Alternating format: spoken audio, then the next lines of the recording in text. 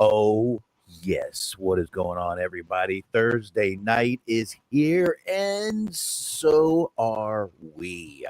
That's right. It's Wrestling Outlet. I am Boxman. Across from me is that sexy, sexy, sexy man. Voice of Generations. How? Yes, I'm all right, man. It's been a crazy week, but I'm here.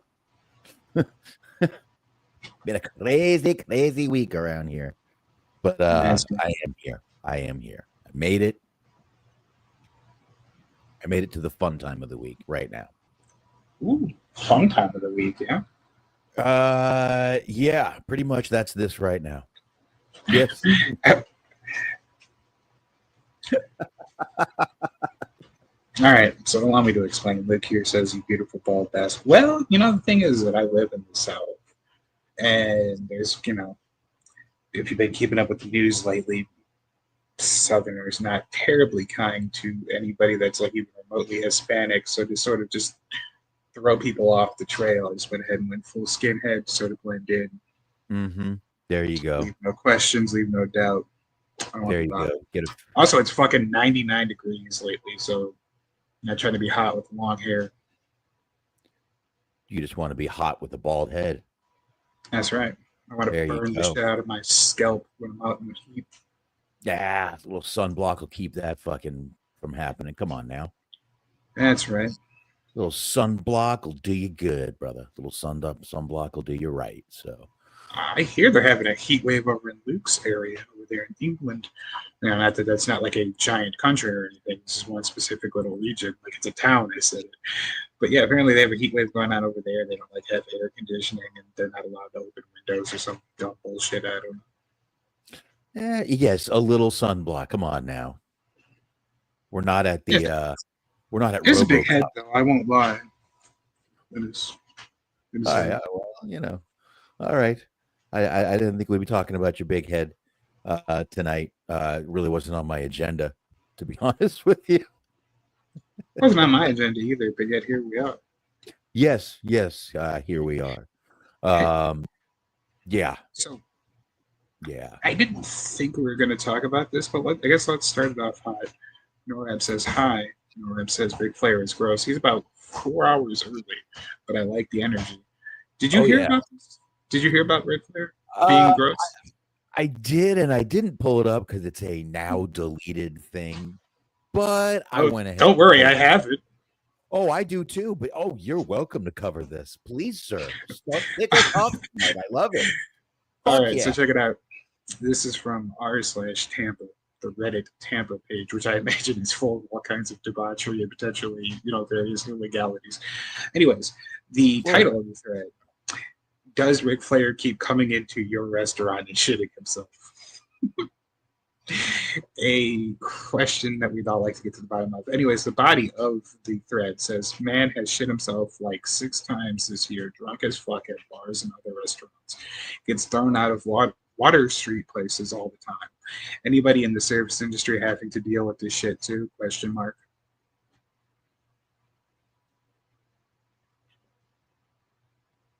I see what he did there. Anybody else having to go through this shit? See what he did there? Shitting himself, go through this shit, huh?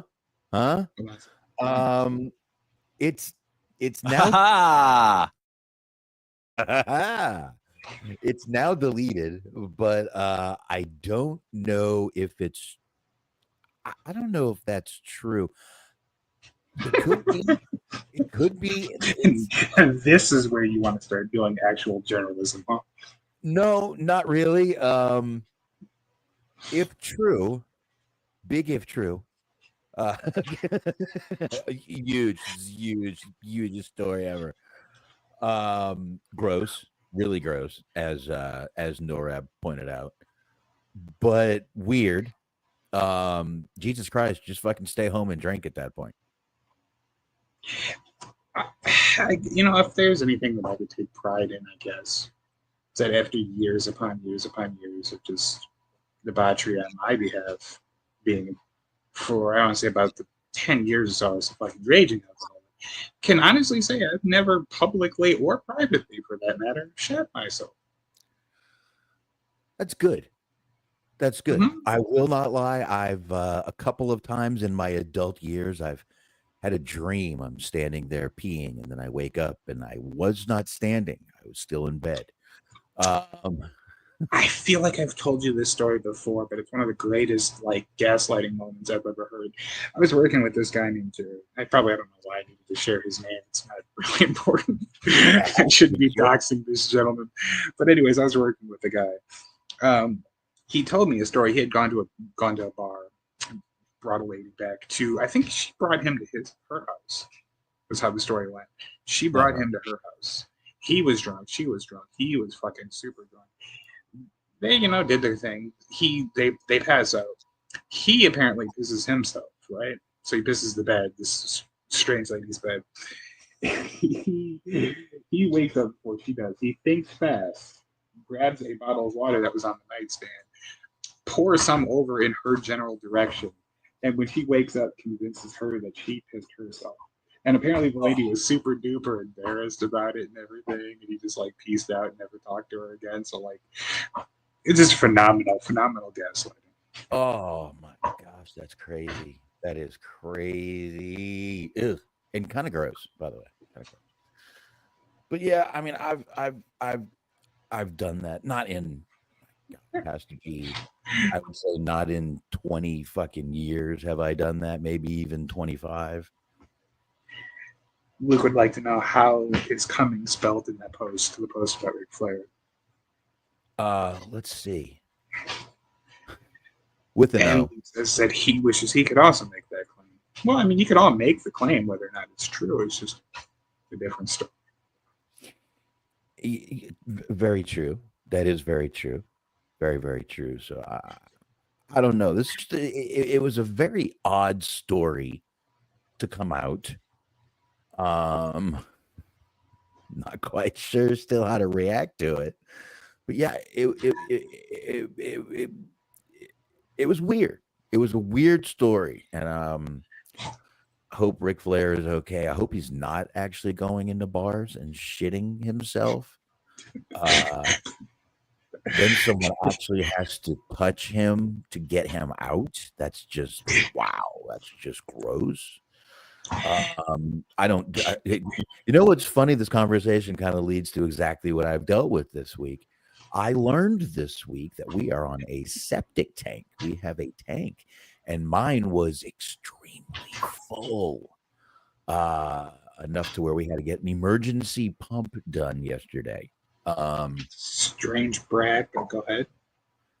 Well, I didn't know that we were on a tank, and I didn't know where it was or anything, but I do now. But yeah, it so Ric Flair just going right into exactly what I dealt with this week. Just can't hold his sewage, and it was the same thing with me this week. But I did learn when we have to do it now and keep it done, and it won't happen again. But yeah, we were getting weird stuff happening, and my wife goes, we're on a septic tank. I go, no, I did not know that. You learn something new every day. But so, yeah, that's what I did learn. That's exactly what I learned is that, and it was full. As my son, I wasn't even here yesterday when it got done. My son was here, and he said that was a shitload of poo. He says breaking news: 76-year-old needs diapers, and other news: grass is green. Could you imagine though, like the first time that it happens? If you're a bouncer there, like the sort of roller coaster of emotions you go on. You're like, oh shit, hey, that's Ric Flair. That's cool. Fucking Ric Flair's at the bar hanging out. Might go say hello later or whatever. It's like, oh, now I gotta throw Ric Flair out of this bar because he's drunk as shit and pooping himself. He's drunk. See, drunk as shit. Okay. Yeah, I mean, didn't he do like a Depends commercial? I mean, if he's just shitting his pants with Depends on, all right, at least it's easy cleanup. But I don't know if he's ever done it. The only person I know that for sure has done a an adult diaper commercial is Tony Saragusa. And Tony Saragusa, if you don't know, was like a 300+ pound defensive lineman for the Baltimore Ravens when they won the Super Bowl. So it's like, that's a really kind of talk about really needing money. If you go from like winning a Super Bowl to like being on TV at 2 a.m. talking about needing adult diapers. Okay. I don't know. Can you hear this? Yes. No. Okay. Hold on. Let's just pull this up. Let's see how can we do this? Can I just share the link? Can I share a link? Oh, I can share the screen. Hold on. Hold on, Smark. Share screen. This one. Share. You see it? See it? Yes. Depends wearing. Woo, grandma. Depends wearing. Whoa. Scooter driving. Grandma. Woo. Who energy taking. Woo. Limousine ride. Slow down, grandma. Let me go ring. Woo. Is that a child or a little person? Woo. I think that was a Depends commercial. I have multiple questions. First off, little person or child. Second off, was that Rocky Mountain Way that was playing during the commercial? No, that was George Thorogood, Bad to the Bone, behind him, I believe. That doesn't make it any more normal. That's also confusing as to why that was playing. George Thorogood is fucking awesome. I don't see the... Yes, but I don't see the through line. I'm not here to insult George Thorogood. I'm just wondering why in a commercial for adult diapers is George Thorogood playing. No, we shall not fuck with George Thorogood, the blues master of guitar. Love that fucking guy. Yeah, I believe that's what was behind there. Me to pull that up again? Here, let me. Yes, we can. No, I won't play it again. Let me pull it up and double check. Hold on. Yes. Yes, that is. I mean, I do like George Thorogood, but that one bourbon, one scotch, one beer song is like a little annoying. Like, I like it, but it's still like it's 8 minutes telling a story that probably took about 2 to 3 minutes. There's longer songs out there, though. So I went to his house. I said, "Can I stay here?" He said, "Let me ask my wife." So then he asked his wife, and his wife says that I cannot stay here. It's like, okay, very good. Like, you realize that people in the band have to play instruments the entire time you're doing this long meandering story. I've been seeing his face. I know there was no. The wall, the clock on the wall says at 3 o'clock. I was like, all right, this is. You have to be drunk to appreciate this song because it's just sort of like you don't really realize that it's not going anywhere. I've always liked it because usually that song would come on when I was driving, and it takes up a good 8 minutes of your ride. So, crank a little George Thorogood. I had a few of the greatest hit CDs of Mr. Thorogood back in the day. The first time I heard this song, I was in high school. I was like freshman year of high school, and like my parents had come to pick me up, and it was on the classic rock station. About halfway through the song, I'm just like, "Are you fucking kidding me? When does this end?" Like, I've come to appreciate it, but I was just like, Jesus, like, why is this story still going? Wow, that was a classic rock song already, huh? About 2006, probably when I was in high school. Wow. Oh no, don't worry, brother. It's happening to me too. Nirvana's on there. It's fucking Guns N' Roses on there. Oh my god. Late 80s, early 90s bands. I know, but I'm just thinking you were in high school and this song that I heard when it was brand new in 1982 was already classic rock for you, and I just really gotta. I can't wait. At what point do you start creating like a second division amongst classic rock? Because like you can't be like, all right, here's classic rock. This is Limp Bizkit with Nookie. It's like, I don't know if that's a classic by any standard. And also, like, you have to, like, the time frame is weird.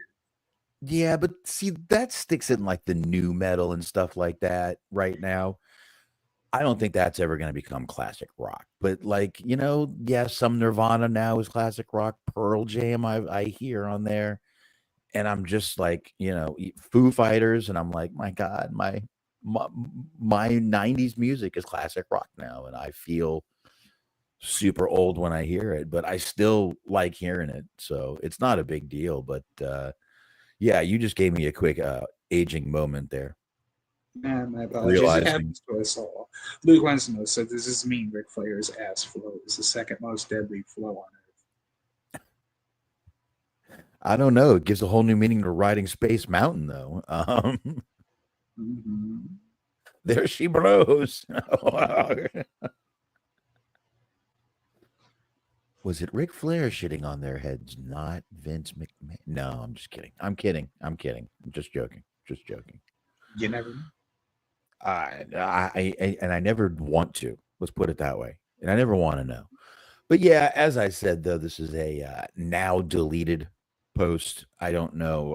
I don't know if this is a true story. It didn't make it made a couple of the Facebook pages, but it didn't make any of the it didn't make Wrestling Inc., Post Wrestling, Gawker, or anything. It made Ringside News, I'm sure.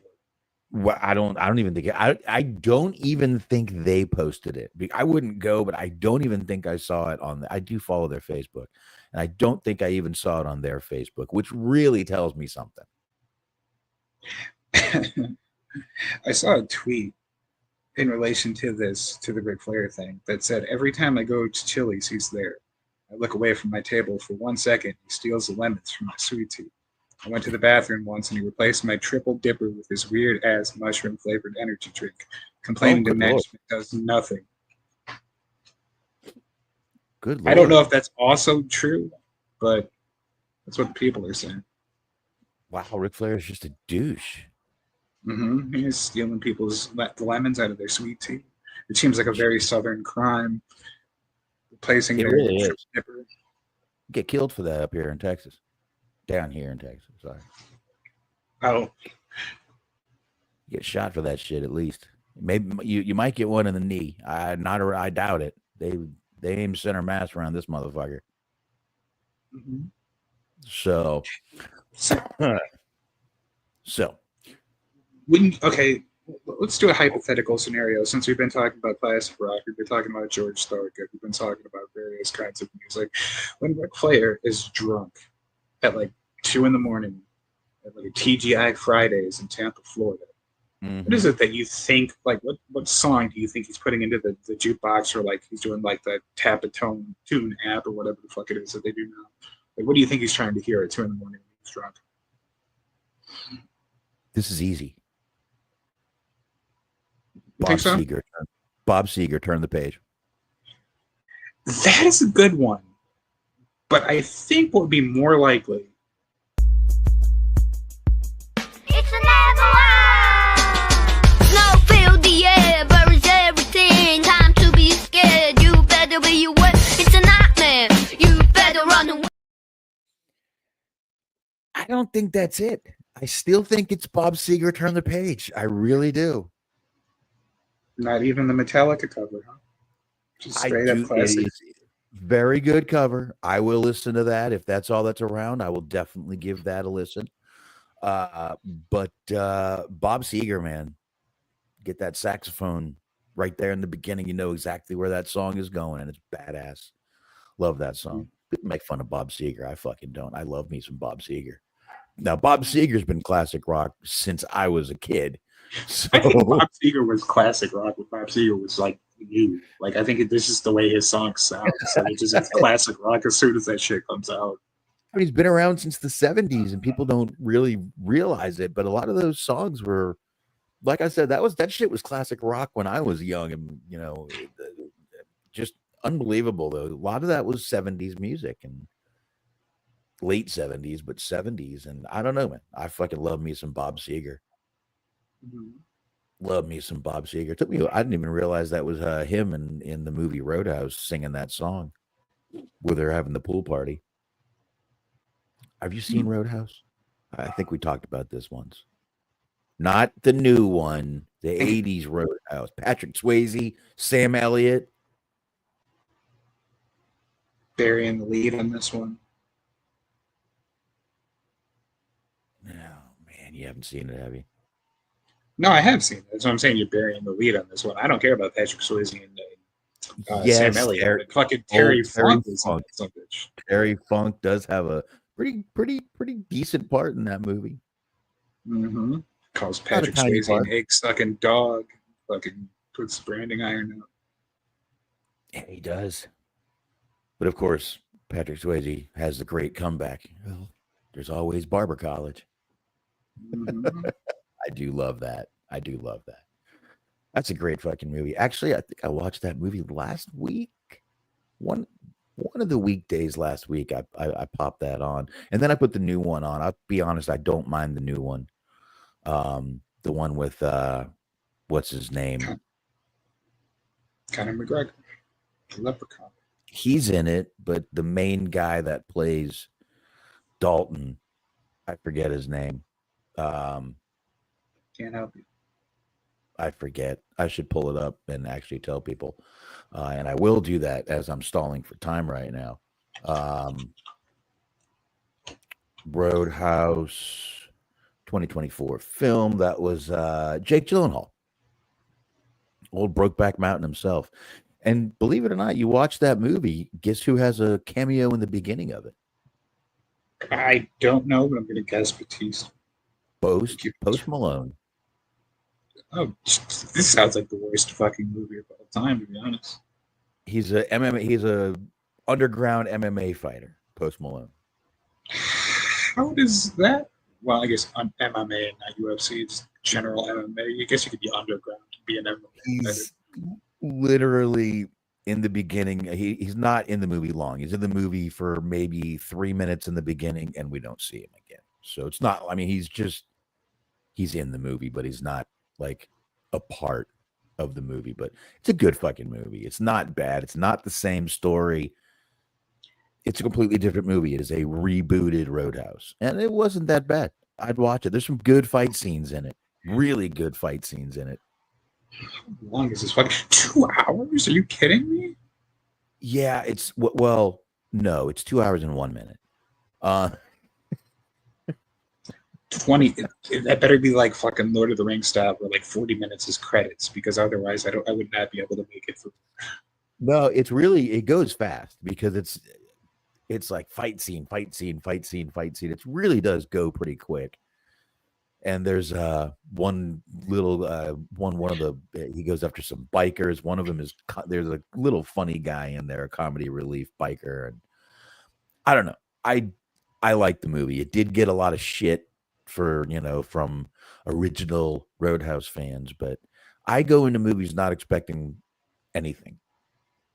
I think that's because I'm a wrestling fan. My expectations are low. Yeah, I guess when the cheese factor is high, I go for it. I guess it is fair to say that it's like sort of unfair to have expectations for like of any of the things you watch to be good when you watch wrestling like 5 or 6 hours a week every week. Lou would like to know, is Terry Funk dead yet? Yes he is. Yeah, I don't think he faked that one. No, he's not Elvis. 2 hours for the movie to finish and 1 minute for cheese to finish. I'm telling you, we're at like not 6 a bad minutes movie. cumulative. Man has a lot of kids. Really not a bad movie, the Roadhouse movie. I like it. It's one of the better reboots that I've watched. And as far as Conor McGregor, he overacted. If anyone wanted him to act any differently than he was, they would have told him. So go ahead, Smark. I'm sorry to cut you off. No, I will frame it like this. I'm glad you enjoyed the movie.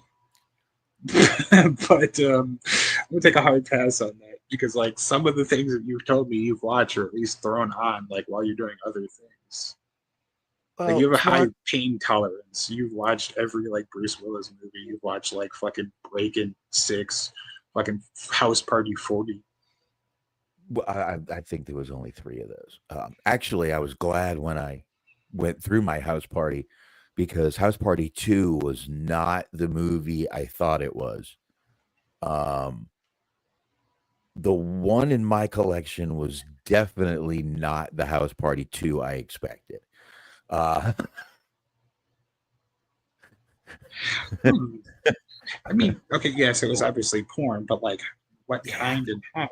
Actually, okay, yeah, no, there it is. You said there was 3 house parties. You are wrong. There is a good, a good 6 house parties. We have House Party, House Party 2, House Party 3, House Party 4, down to the last minute, House Party Tonight's the Night, and House Party, I guess, is a reboot that came out January 13, 2023. Wow, yeah, I didn't get all those. I think I have the first 3. Dude, the one, if Kid and Play aren't in all of them, it's not House Party.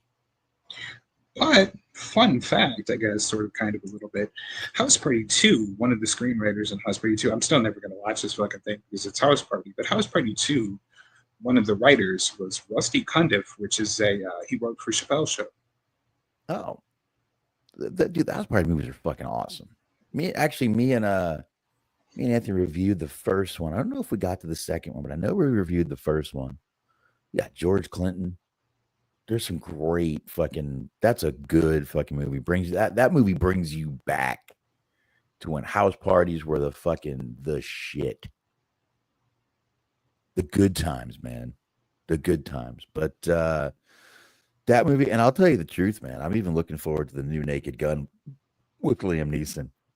I'm gonna watch it. I think it's gonna be just slapstick bullshit comedy, and I am down. I refuse to accept it. If somebody really liked all 3 of those movies, I refuse to accept it. Me too. I loved all those movies, but I think I like Liam Neeson, number 1. But I think it's going to be fine. I think it's going to be okay. I don't think they're going to try to. He's not playing Frank Drebin. He's playing the son of Frank Drebin. So it's not the same. You know what I mean? You've already lost me here because, like, playing somebody's son when you're like fucking 60, 70 years old yourself is like kind of a hard sell. Like, I understand that we're all somebody's son, but like, why would you not? If you're just like going to be like son of I almost said House Party guy. If you're going to be son of Frank Drebin, like, why not make him a little younger? I don't know. I still think because Liam Neeson is popular and probably will make this movie some money. That's probably why. But I think it's going to be funny. I've seen a couple of the trailers for it already, and I do think it's going to be funny. I'm going to check it out. I'm gonna. Says you masochistic bastard. Do you have a high pain tolerance for these things? Because I don't know. I mean, a movie I can always find something good about the movie. If I turn off a movie and delete it, it has to be so bad. Like, I don't know. I don't think there's any movie I've done that to. And then sometimes I'll go back and watch it and be like, I'll watch it again and be like, that wasn't so bad. Then the next time I'll put it on and start doing laundry. So, it is what it is. But yeah, I don't know, man. I guess I do have a little bit of a, as you say, pain tolerance for bad movies, but there's usually something good in every movie if you look for it, if you're not sitting there looking to pick it apart. Except Fat Beach, that one movie that I had to watch. I can involve in this one. But there was good parts. That movie had boobies. There you go. See, there's a plus. Nice, big, great, beautiful boobies. Great movie. But anyway, I don't know how we got from Ric Flair pooping to that. But that wasn't on my agenda for talking about. But I guess we can actually get into a few things. That that was 30 minutes of the show. Mhm. I can So- actually, I'm going to think about it. I can actually chart that because I was asking you about what song Ric Flair likes to play when he's drunk as a way to make it up for Luke because he set me up to play Avalanche and I didn't understand. So I shoehorned that in so I could play Avalanche. You mentioned it being Bob Seger. You mentioned Roadhouse. We went from Roadhouse to Naked Gun somehow. And then now we're here. Now we're here. Now we're here. You know what? Now we'll start the show. Now we'll actually talk a little wrestling for you guys, I guess. There's not too much really to get in. There's really not a lot to get into. Not anything to really dig a lot of time into. But I did think I did want to tell this little story right here. This was a good little story, and you know what? We're dog people on this show, so we're going to tell a little story about a dog. Tony Schiavone actually has, if you want to know one thing he's been up to, it's adopting dogs. And here's how it all started. Soraya was at a show a while back with a Chihuahua Beagle mix, and he really liked the dog. He said, I love Chihuahuas. I love Beagles. It's perfect. It's a perfect dog for me. She told him it came from the Motley Zoo in Washington and that her boyfriend had adopted it for her. So he decided to contact them the next time they were in Seattle. He did contact the zoo. They had only a few dogs and not any that were like that dog or from that litter. Well, he found a dog that did resemble the dog that he had lost a while ago, which was a Chihuahua mix. And he got that dog. Now, this wasn't from the Motley Zoo, but he did get a dog. And we do have a little picture of the pup. Here it is right here.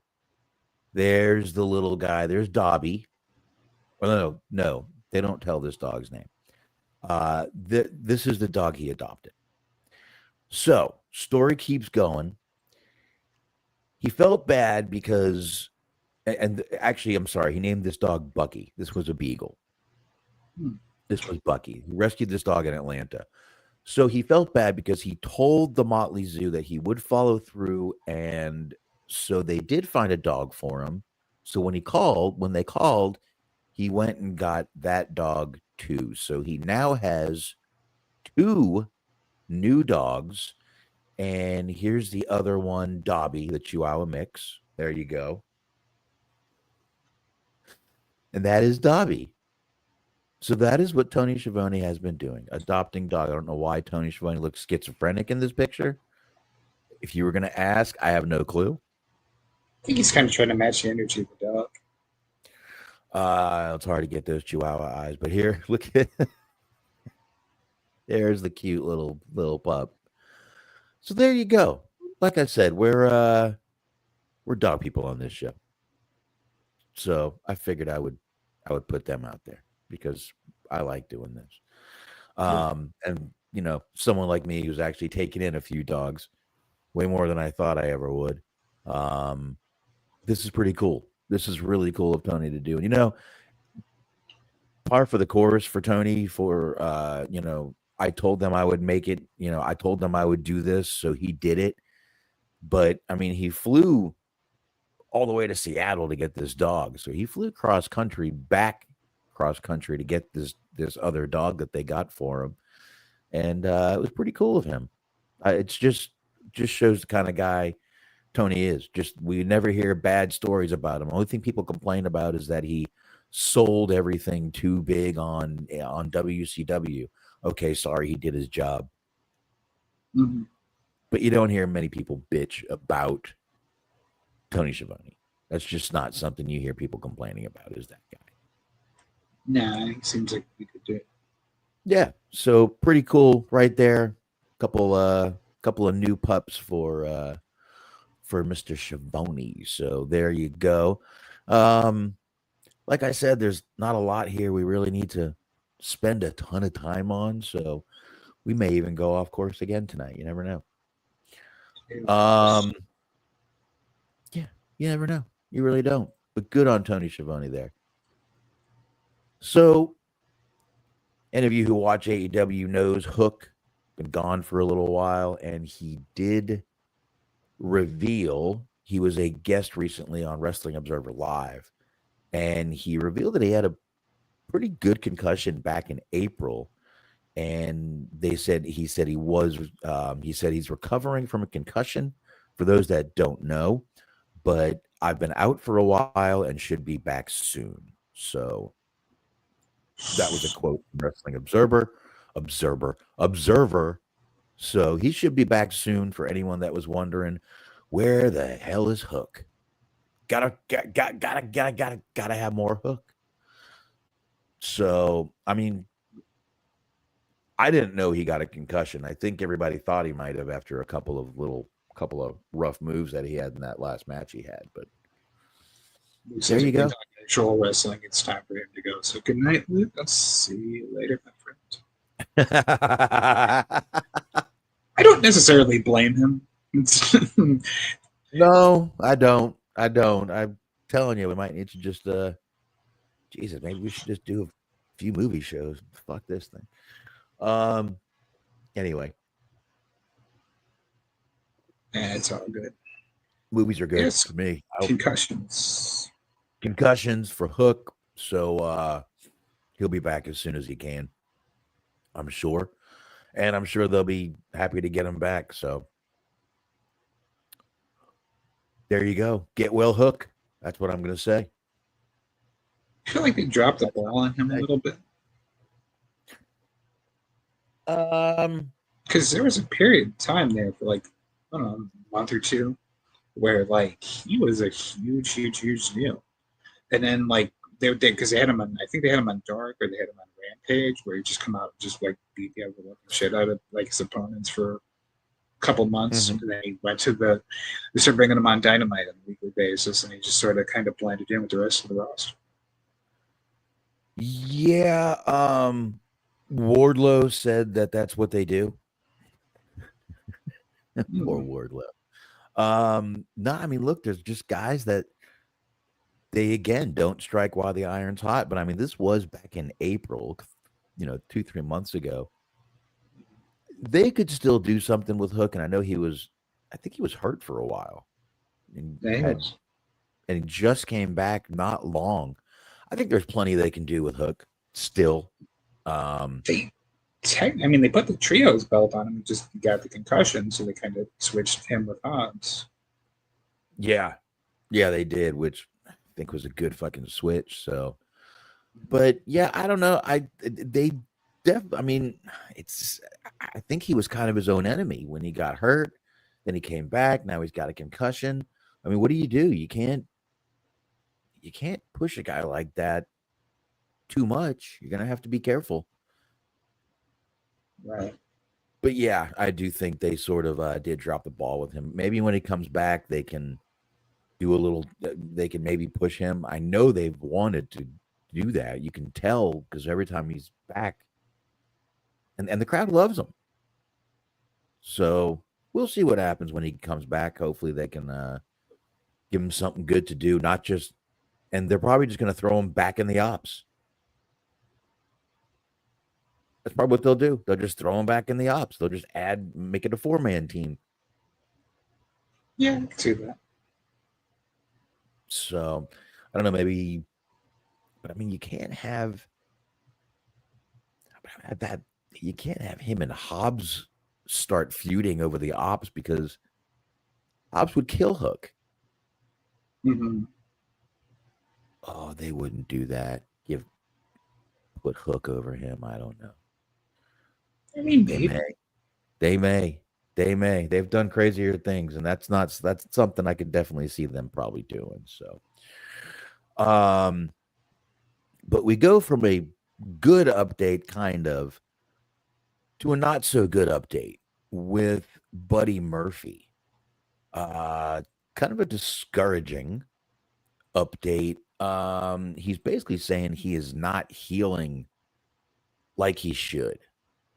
Actually, here's exactly what Buddy Murphy said on Instagram.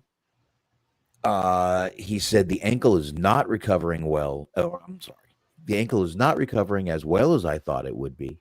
There's no mobility to it. If I can't have mobility, I can't move properly. Once it hits 3 months without healing, it becomes chronic. I thought I'd be back in the ring in April. So he's been doing physical therapy, and it seems to not be working like it should. So they may need to go back in there and see if something's wrong. I don't know, but I got a feeling we are not going to see Buddy Murphy for a good long while. I'll be honest, my wife has ankle problems. That's actually what she ended up getting disability for. And when they're chronic, they're a bitch.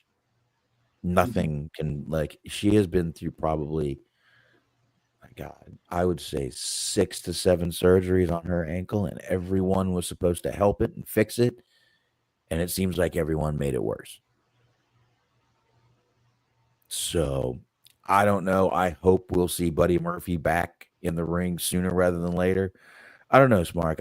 I was always kind of a Buddy Murphy fan. So Yeah, he's always been super talented. This has been really fun to watch. It's always like that's always the weird shit. It's like as much as people complain about, hey, don't do this spot, don't do that spot, don't do death match it.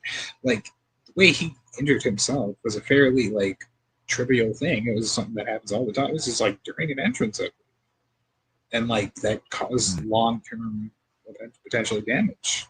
It's like you just never know this shit. Yeah. He heard it back at in April. Not in April. He heard it back at Grand Slam Australia. So Okada match. In the Okada match, exactly. And just shit happens, but I do feel bad for him because these guys always are chomping at the bit to get back in the ring, and he's gonna. It sounds from what he's explaining, he's probably going to have to go through another surgery, which means a surgery, which means back healing again, which means more physical therapy, which is probably could be another 6 to a year out. Right. And especially imagine like as competitive of a field that he's in. With some time, you get other people. Well, I don't think they're necessarily as quick to just give somebody onto a spot per se in AEW as they were like WWE, especially WWE back in the day. But out of sight, out of mind. Like it's got to be kind of stressful in that regard.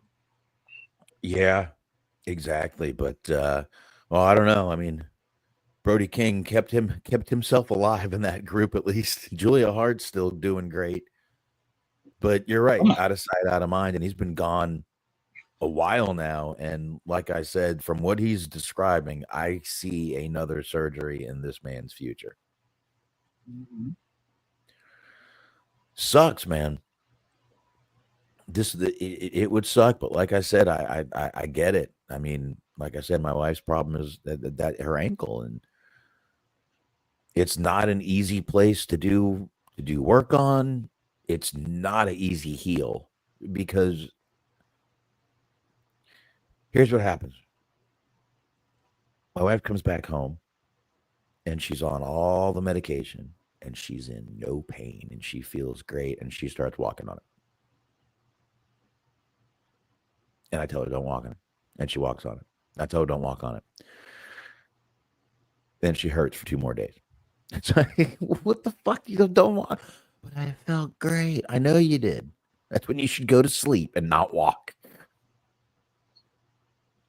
So I get it, man. It's tough. And, every time I got to bring her there. I got to, bring her back. I got to, she has to heal. And it ain't fun. It's not fun for her at all. Yeah. And she's been through it a few times. Like I said, at least 6 or 7 times. I got to think it was 6 or 7 times, maybe more. I might be wrong. And that's just surgeries on her ankle. She's had different surgeries for other things in the meantime. I mean, Better her than me. I don't get fucking surgery. Fuck that shit. I don't like being put under.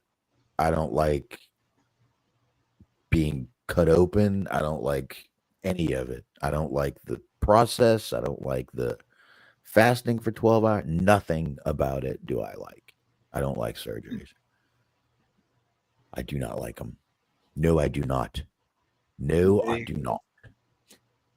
But sticking with a little bit of AEW here, I think we talked a little bit about this a while ago. I think we had talked about Chavo doing some work for a Steven Spielberg movie. That sound familiar? I think we talked about this back in March or something like that. Yeah.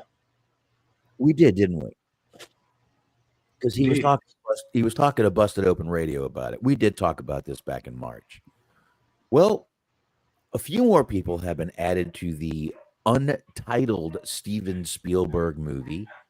That would be none other than Brian Cage and Lance Hoyt. The Murder Machines are going to be in a movie with Emily Blunt, Josh O'Connor, Coleman Domingo, and more. But they are both Lance Hoyt and Brian Cage are going to be in this movie, which is we talked about this movie having some wrestling in it, but they hadn't hired anyone yet. So these two guys are going to be in a movie together. Yes. Interesting. Two guys, both guys me and Shaheen have interviewed. How's that? Yeah, that's pretty cool. Yeah. It is pretty cool. But yeah, this is pretty awesome. And again, it's an untitled movie, so we don't know a lot about it. But we do know that Chavo is going to be in charge of the wrestling scenes. Basically, he's going to be the coordinator of the wrestling scenes. He's also going to be doing stunts in the movie, and he's also going to appear as a referee in the movie.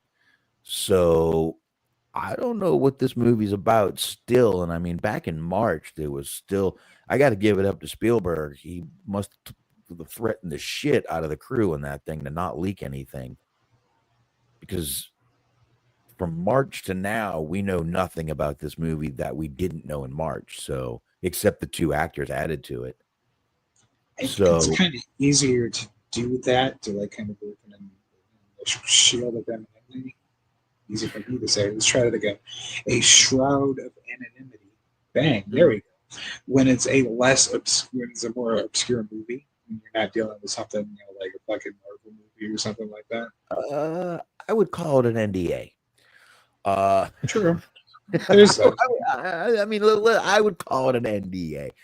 I don't know if you know, but NDAs are the wave of the future.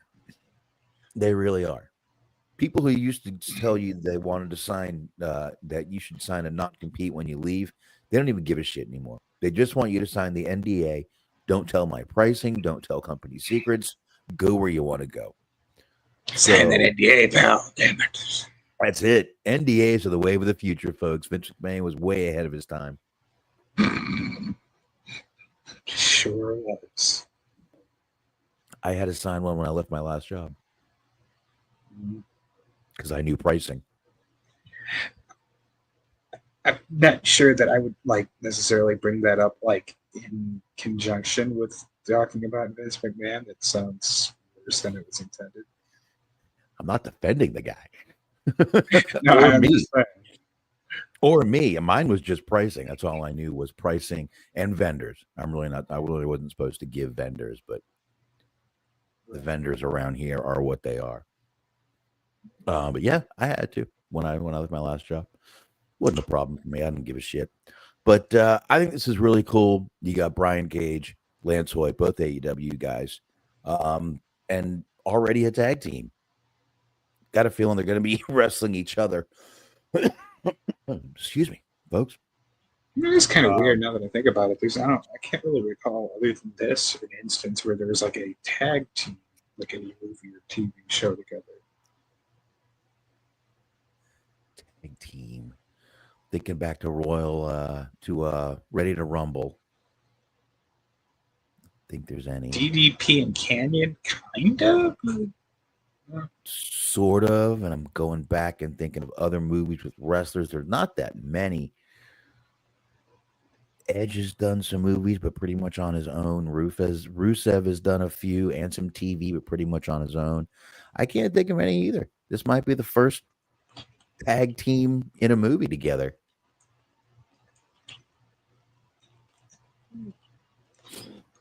I mean, search if I can find anything, but yeah, nothing I could think of. You might see the Road Warriors in like a Scooby-Doo episode or something. There you go. You might, but yeah, see if you can find anything while we're doing this. And in the meantime, I'm going to go ahead and get moving on a little bit. Now, Smark, this is going to be a fun one. This is where the fun kicks in. Because we're going to talk about Hulk Hogan and Eric Bischoff and their new company that they've got started. And folks, they are off to a bang. A bang. Now, that depends on how you define a bang. Because a bang, not unlike that barbed wire exploding death match from AEW where Eddie Kingston got on top of John Moxley so he wouldn't be singed by the sparklers. Right. So I guess this would be a subjective bang. According to WrestleTix, the Real American Freestyle has only sold 380 80 tickets for its debut show in Cleveland. And the arena is set up to seat 13,000. I got a feeling we're going to have a flopperoonie on our hands with Hogan and Bischoff, which is going to once again prove my point correct. Name me one thing Eric Bischoff has had success at since he had basically unlimited money in WCW. You can't, because he's had nothing. So when he's sitting there and he's telling everyone, oh, yeah, I know this and I know that. No, Eric, you don't. You had one successful show, and it's because you had a fucking blank check, basically. Mm-hmm. But anyway, I mean, what do you think, Smark? 380 of 13,000. Listen, do you think maybe there's going to be a mad dash at the end, or when is this show? What? I'm sorry, I did not mean to cut you off. Keep talking. I'm going to find out when this show is. No, I was going to say, I really, really hope that, like, especially if the numbers stay about the same, that they just run the same venue. Because I'd love to see this giant venue hosting a show amongst a crowd of people that's essentially rivals your local independent wrestling show. Like, it would just be glorious to see how they manage to try to fucking dress up the venue so it doesn't look like there's 12 people, or like you said, 300-something people. Yeah, well, let's see here. Let's do this. You know that old gangster shit y'all be playing, hoes. Here we go. That was unintentional. Okay. We've got the website here. You guys can see the website, I believe. I pulled up the website. So we got an upcoming event here, and it's August 30th in Cleveland. And here, little picture of it there. I believe you guys can see all that right there. They also have, and I think that's it so far. What was that, Smart? Bit over 2 months. Yeah. So, I mean, listen, they got plenty of time to have a surge in ticket sales. I see it. I see it. I can see the future. The future says they're fucked. But anyway, let's keep going down here. So what do we got? We've got mission, team, matches, partners. Let's check out partners.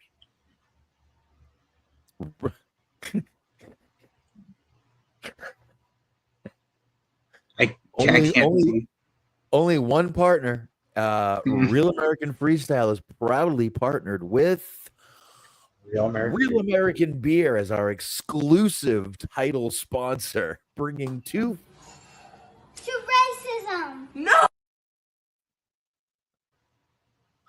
oh shit, his own beer. Here, let me do this. There you go. Oh, you still can't see it. I was thinking maybe you could see it better. Oh my God. That's their only partner is Real American Beer. Okay, let's keep going. This is getting funnier. Matches. Let's check out some matches. All right, that should tell you about them. Teams. No teams yet. Mission. Oh, this is the shortest mission statement I've ever seen in my life. Professionalize competitive wrestling and create a platform for elite athletes to compete in front of millions of fans or hundreds.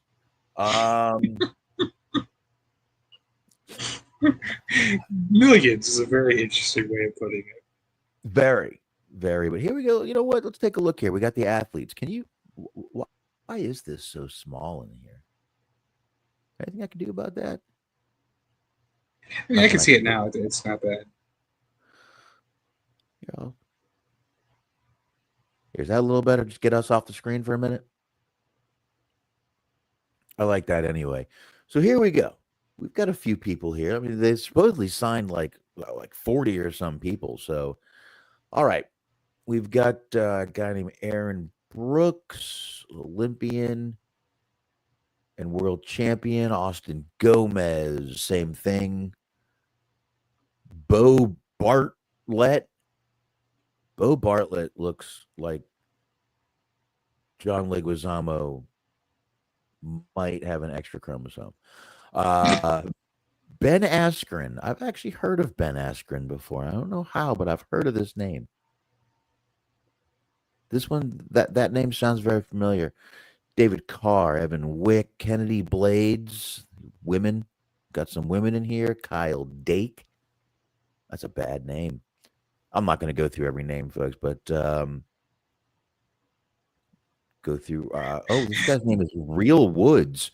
Holy shit, he should be in porn. Real Woods. Some of these names for sure sound like they didn't get the memo that this was supposed to be like amateur wrestling and not just like a fake indie company. Well, I mean, Seth Gross. Oh, you know what? There wasn't that many. I guess I could go through the rest of them. Matt Ramos, Mickey Caliendo, Nathan Tomasello, Parker. That's Kekison?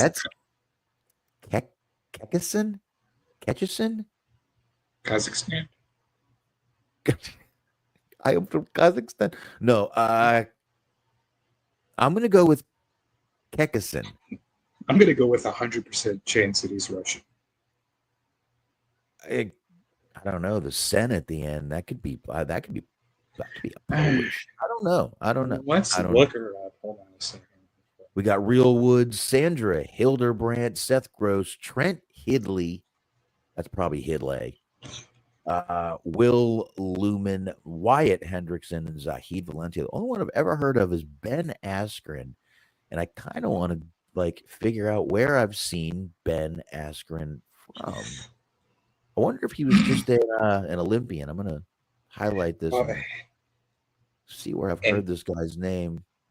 What can only be described as the upset of the century, this Parker K gentleman.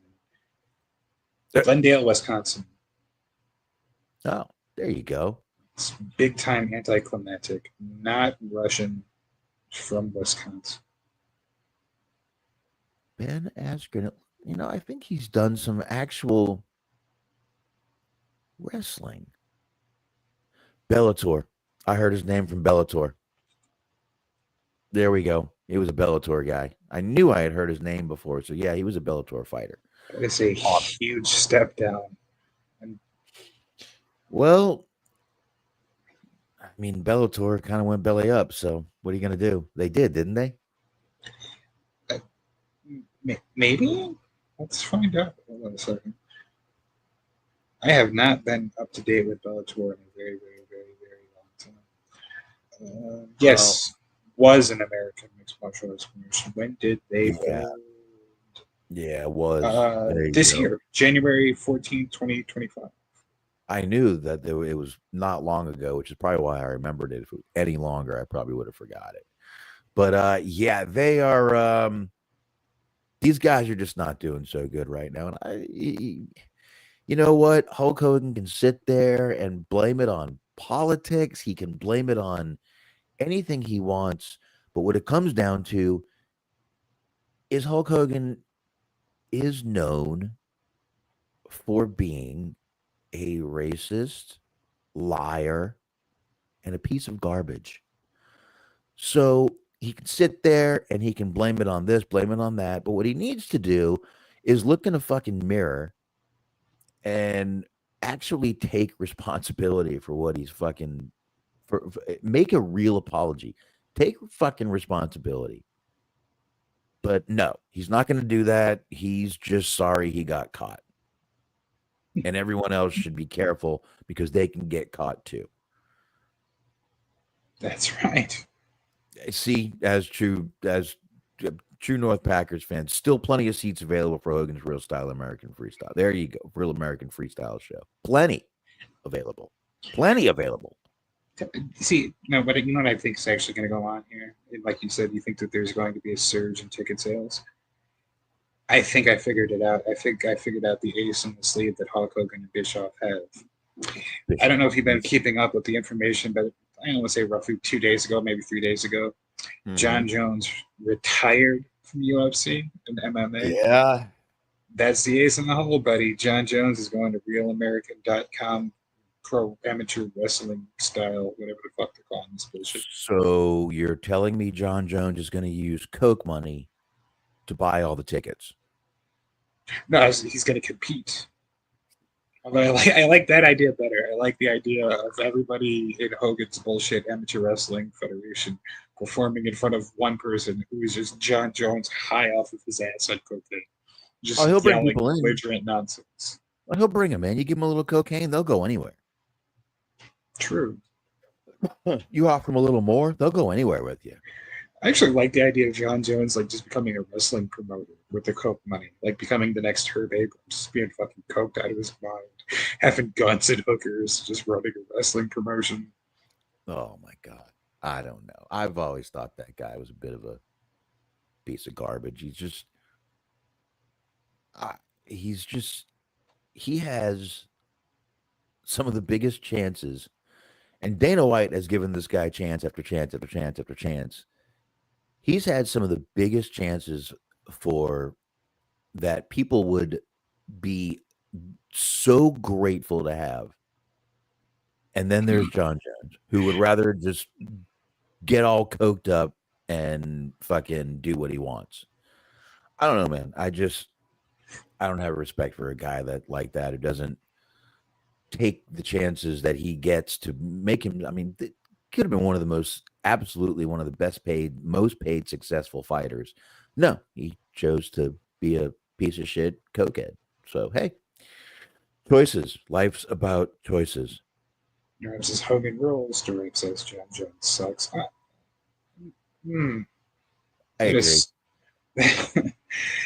I mean, when you're doing a 1v1 comparison, I think I'd rather hang out with. Yeah, I would definitely rather hang out with John Jones. Although Hogan would be fun just to hear like the lies and bullshit that you, as a wrestling fan, know is just blatantly untrue. Like, or maybe you could just like talk to Hogan about like trying to steer him in the direction of like confessing that he was a part of things that he was never a part of.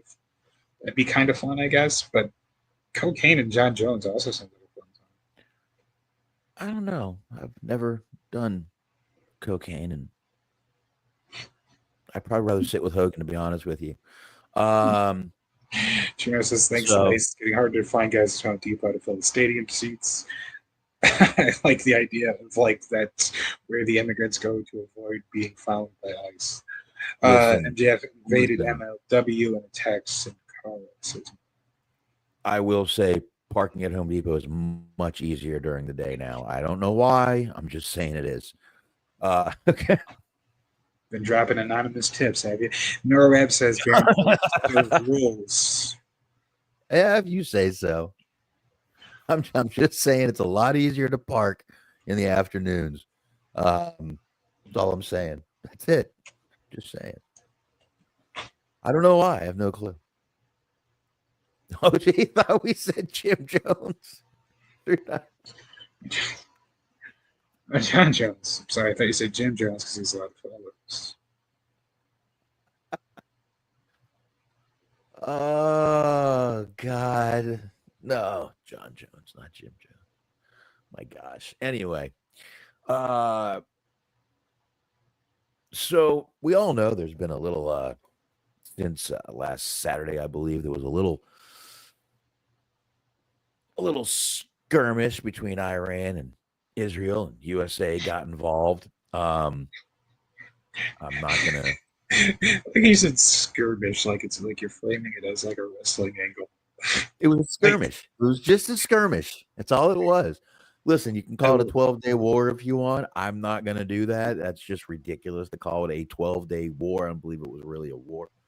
It was a skirmish. It was a skirmish. It was a scrimmage. It was a scrimmage.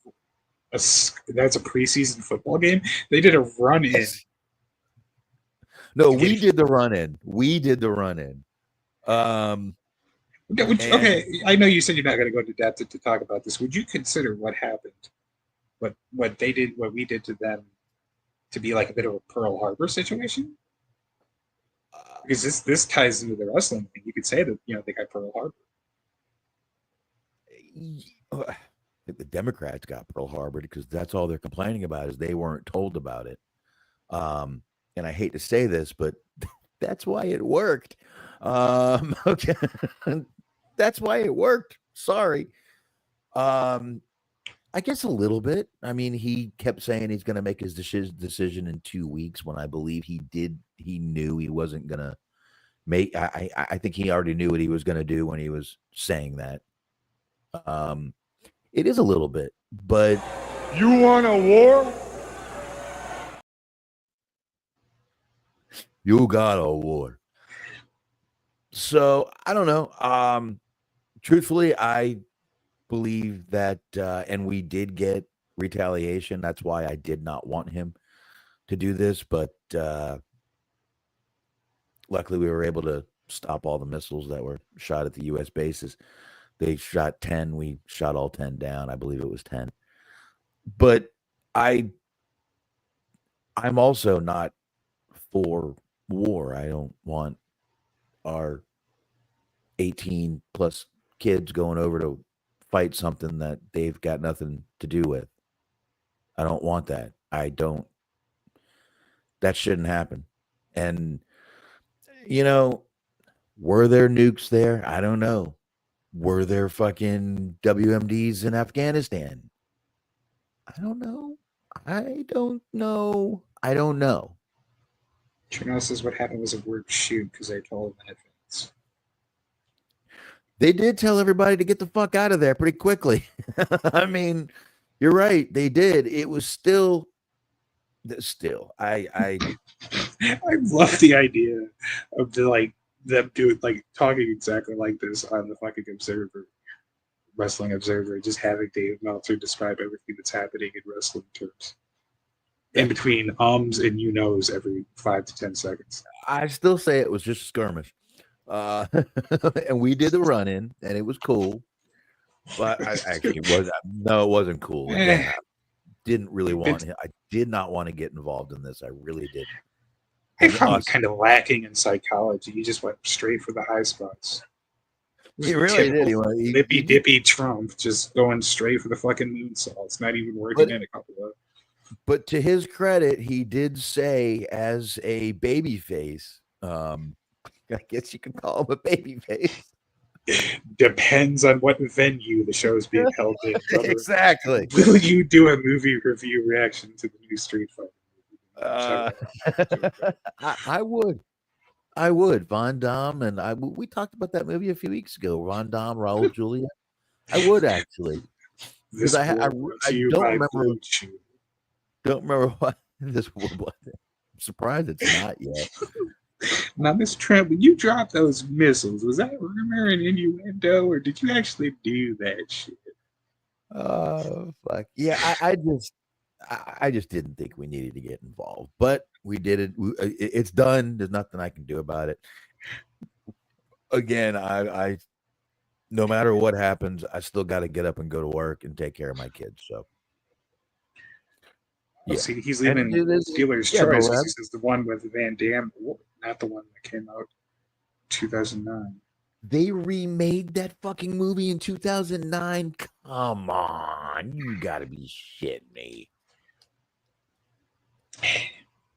They did. They did the Legend of Chun-Li. Last second. Fighter. bravo, Figaro, bravo, bravissimo, bravo. La la la la la la la la.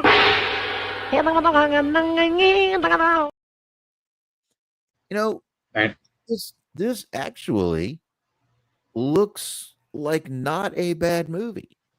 I know what you're gonna say, but you like bad movies. Chris Klein, Neil McDonough. I like Neil McDonough. I think he's fucking awesome. Robin Shaw, who was in Mortal Kombat as he was in both Mortal Kombat and Mortal Kombat Annihilation. Jesus Christ, who was he? He was Liu Kang in that movie. You've got who else? Oh, Jesus, I went out of that. That's a good thing he's not still being typecast. Well, you know, Michael Clark Duncan is in this movie. And Moon Blood God. Where do I know Moon Blood God from? Moon Blood God. I must know, can you get the Game Over drop in the movie? You got to talk to the producer of this show, but I think we could do it. I think we could swing that. That name sounds so familiar. What have we seen Moon Blood God in? That's a fucking cool ass name, I'll tell you that much. Badass fucking name. She hasn't Faster. She was in Faster, the movie with The Rock.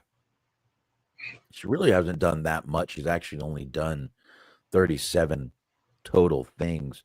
She was in the new Magnum PI that was out in 2022, 1 episode, 6 episodes of NCIS Los Angeles. I never watched that. But yeah, she was in Faster. She was Marina, who I believe Marina was in that movie. Wasn't that many girls in that movie? Oh, she was the girlfriend in that movie. Okay. She was Billy Bob Thornton's girlfriend in that movie. I'd seen her name. I knew I'd seen her in something. That's who she is. Yeah, I would rather do the older one if I had to do that one. And yeah, rest in Michael, the awesome one with Michael Clark Duncan. I love every movie he did. When The Green Mile is probably one of his best movies outside of Armageddon, but The Green Mile, such a great movie. I mean, if you want to sit for 3+ hours, that is a long movie. A long movie. But back to... Go ahead, I'm sorry. Since we're talking about movies, I had asked you before if there was ever a tag team that was in a movie or a TV show. And I found a list of 32 movies featuring professional wrestlers. I'm surprised you never did like a Hollywood hangout about this. It's a good topic. Yeah. Highlander. The Freebirds were in Highlander. Really? That's fucking right. Before I got into business, I wanted to be Michael PSA's because he was like the coolest. And then he was back then. He was back then, yes. Oh, prissy sissy, baby. He's in trouble now. Yeah. I love how just the phrase "he's in trouble now" could pertain to so many different periods of Michael. Oh yeah. Oh yeah. So many different instances. Okay. Are you going to keep going? I can read this a little bit because they don't just straight up like. There's one of these because I was like scrolling and one of them is it's Friday, but I feel like that is awkward. Like he's more of an actor than a wrestler because they're talking about Devo, Tiny Lister, Tiny Zeus Lister. Okay, it's like that's not necessarily fair. He's an actor that did wrestling, not really a wrestler that did acting. But right. Let me see here. I'll start from the beginning here. Princess Bride, Andre the Giant, of course. Yep. 2002 Spider-Man, Randy Savage, Longest Yard, Stone Cold, Nash was in Yep. there. A couple other people, Goldberg, Great Khali, Yep, Roadhouse, of yep. course, we talked about that. Predator, Jesse Ventura, Jesse. The Wrestler, which a couple of different people, Ernest Cat Miller, Necro Butcher, Claudia was in that. I did not know that. Chuck Taylor was in there. Highlander, Freebird, Scott Batista, Guardians of the Galaxy. They Live with Piper, of course. Mummy Returns with The Rock. You got the Marines. Let's not dig up that dirt again. Raiders of the Lost Ark, 1981. Pat Roach. No idea who that is, but hey, whatever. Really? Got, Really? I didn't know that. I just watched those 2 weeks ago, 3 weeks ago, maybe. well, there you go. Godfather. Lenny Montana, not Montana. He's not Spanish. Wait, Major Pain Godfather? with Bam. Godfather, Wait. the first one, 1972. Prior to playing Luca Brasi, the Corleone family, probably still not right. Towering enforcer who ends up sleeping with the fishes in Godfather. Lenny Montana had a rather successful in-ring career as a professional wrestler over the course of his nearly 20-year career. Brasi won multiple championships in various promotions under the National Wrestling Alliance. Did not know that. I'm learning. I love this. Keep going. Major Pain, Bam Bam Bigelow was in that David Gaines movie. Teenage Mutant Ninja Turtles 2, Secret of the Ooze with Kevin Nash, of course. Kevin Nash, Shredder. Blazing Saddles, of course. Alex Karras, Karras, was in the movie. He was also a Hall of Fame NFL player. Is that Mongo? Yeah, that's right. That was Mongo. Okay.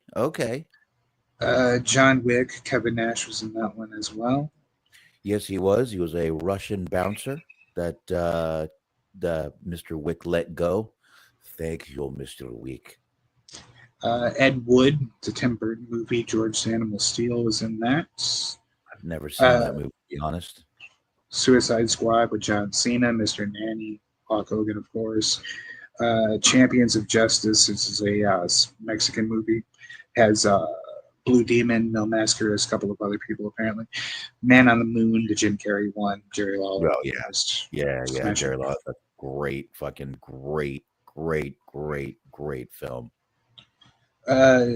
Peanut Butter Falcon, 2019. Jake Roberts and Nick Foley. Mad Max Fury Road, which was I want to say Nathan Jones, wasn't it? Yes. Nathan, I watched all the Mad Maxes just this weekend, and yeah, Nathan Jones plays the son of the villain. He's got a pretty good part in the movie. Pretty good part in the movie. Big part. He's pretty cool. A couple of different wrestlers appear. Nick Gruber, Mark Henry was in it apparently. The Rundown with The Rock, Ready to Rumble, you mentioned, and I don't really think that's fair because it's a fucking movie about wrestling. But Blade Trinity with Triple H, Warrior, Kurt Angle's in that one. Fucking, of course, Big Show and Waterboy, Captain Insano. But yeah, that's all of them. 32 different movies. Wow, that was pretty cool. I didn't know a few of those, to be honest with you. Yeah. I did not know Mongo had a career in wrestling at all from Blazing Saddles. I almost watched that the other day, but my kids were running around and they don't need to hear that language. Trina says, don't forget One Night in China has an ensemble cast. Let's leave Joni alone. Corbin and Dijak won the MLW tag team belts. Bronson Reed should have a Charles Bronson mustache. I like that idea. Charles Bronson Reed. He has a fucking mustache. Charles Bronson Reed. I like that. I do. That's kind of good. All right. Let's that was pretty cool. But anyway, since we were talking what happened over in Iran, a lot of people were speculating, is WWE still going to Saudi Arabia? Anyone who thought they were going to miss out on this payday was insane.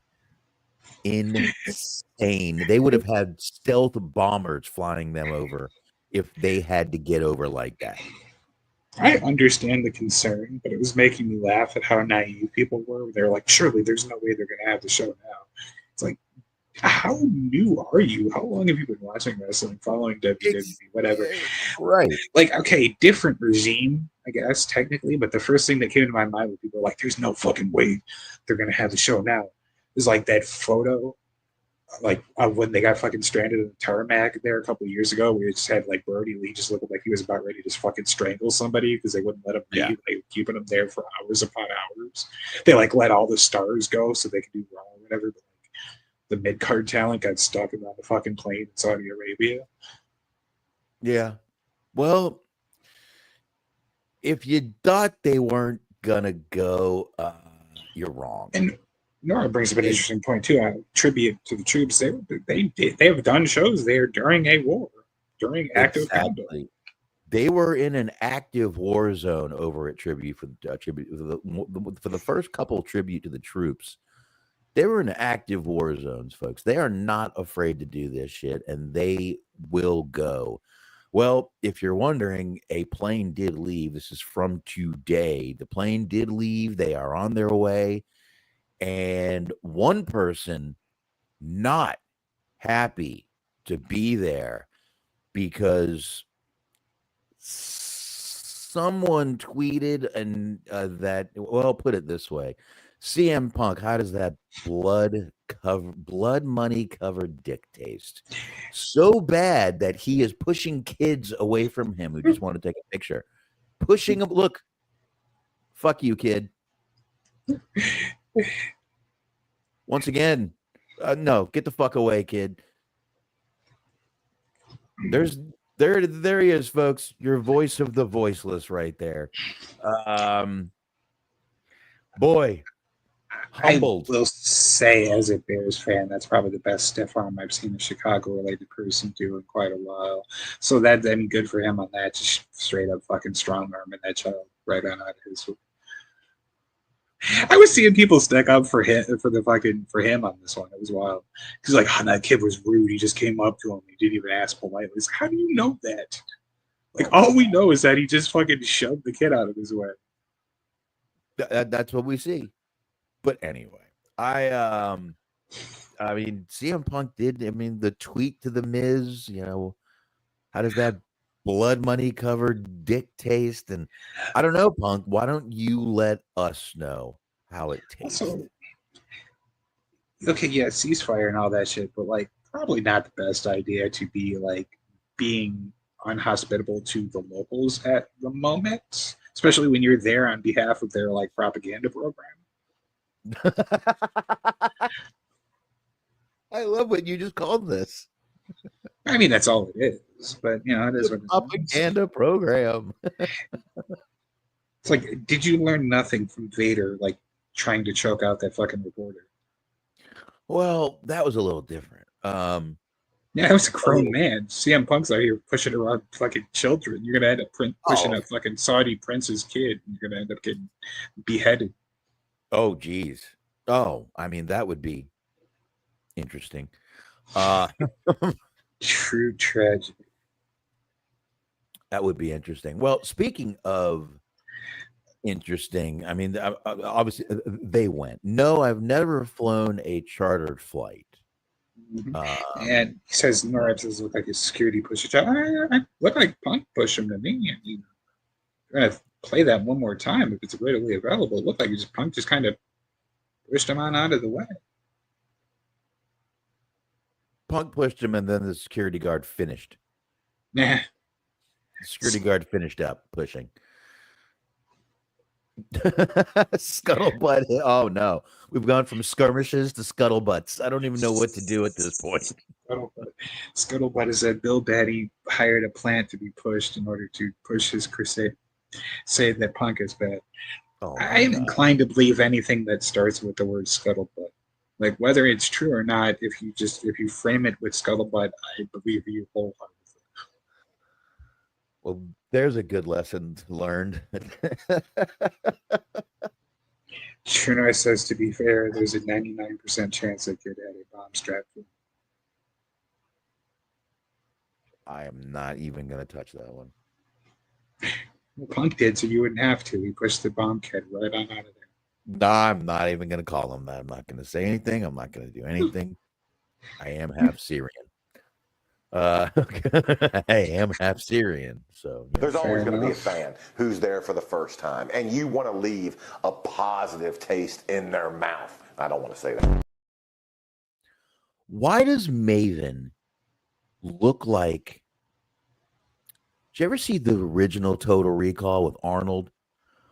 When he's okay, there's a part where he's freaking out and he's a woman. Maven looks like when she just took her head off.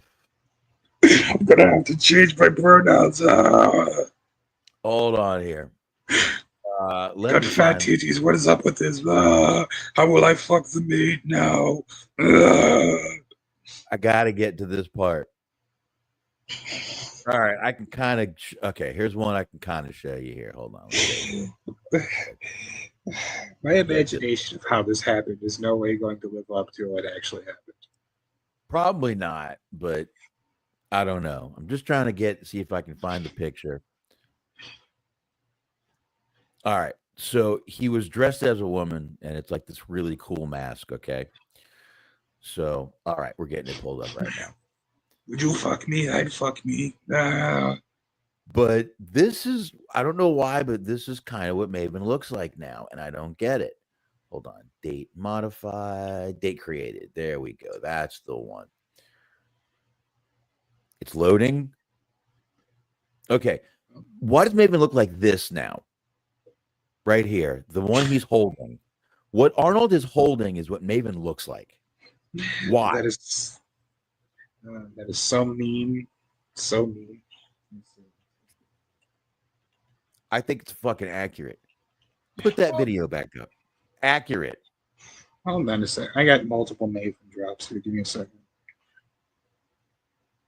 I got this one, There's of always course. going to be a fan who's there for the first time, and you want to leave a positive taste in their mouth. I don't want to say that. Change the eyes to brown. Fucking accurate.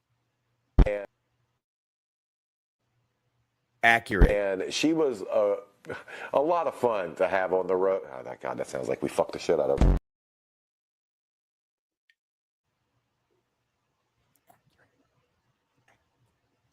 That's all I'm saying.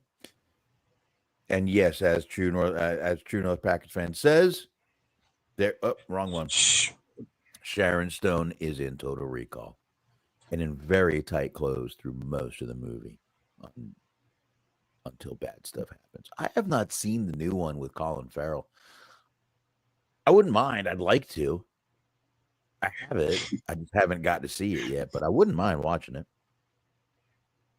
I should watch it. Maybe I'll watch it when I get out of here. Maybe I'll watch it tonight. See, it's funny when you say that about the Maven thing, because like you said that the Total Recall thing kind of makes me think of, and you could just Google it at your own leisure, because I'm not really sure I want to share a screen cap because it's territory that we ought not tread. But it reminds me of Tyler, the Creator, in the Buffalo video, where basically he just shows up in full-on whiteface, and it just reminds me of if we're saying things that Maven looks like, I could share it. No, it's okay. I don't think we should do that. Probably not. Yes. Let's just.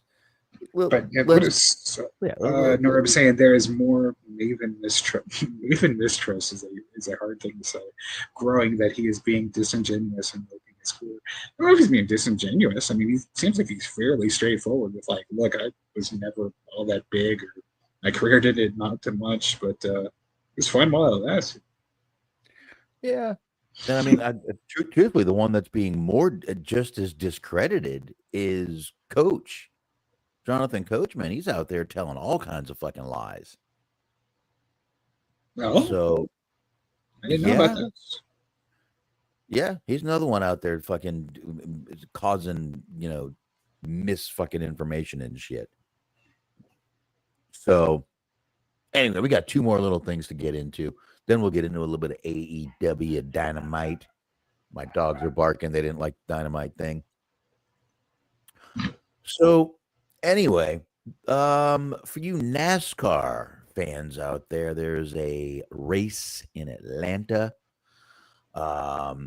This is the Quaker State 400. It's going to be at Echo Park Speedway in Atlanta. And you may be asking, why in the hell am I talking about NASCAR? Why would I be doing that? Well, I'm doing that because there is an honorary NASCAR pace car driver, and that is going to be Swerve Strickland. Swerve is going to be driving the pace car, everybody. NASCAR tweeted it out. They said they were excited to announce that we will have AEW World Champion Swerve, which he's not right now, but as the honorary pace car driver for the QS 400, Quaker State 400. So there you go. He's not the only one that has done it, honestly. Chelsea Green has done it before. Charlotte Flair, Matt Hardy have also done it before. But pretty cool. Once again, AEW getting their name out there, man. I got no issues with this. Smark's laughing. How could this go wrong? What are you saying? Are you saying something about NASCAR fans? Is that what you're saying? I'm not saying a goddamn thing. I think you're saying something about NASCAR fans, Smark. I think you're saying something. I do. I go ahead and say it. What you gonna say about NASCAR fans, Smark? I don't think I have a drop appropriate for this. So I guess this is gonna have to. Message.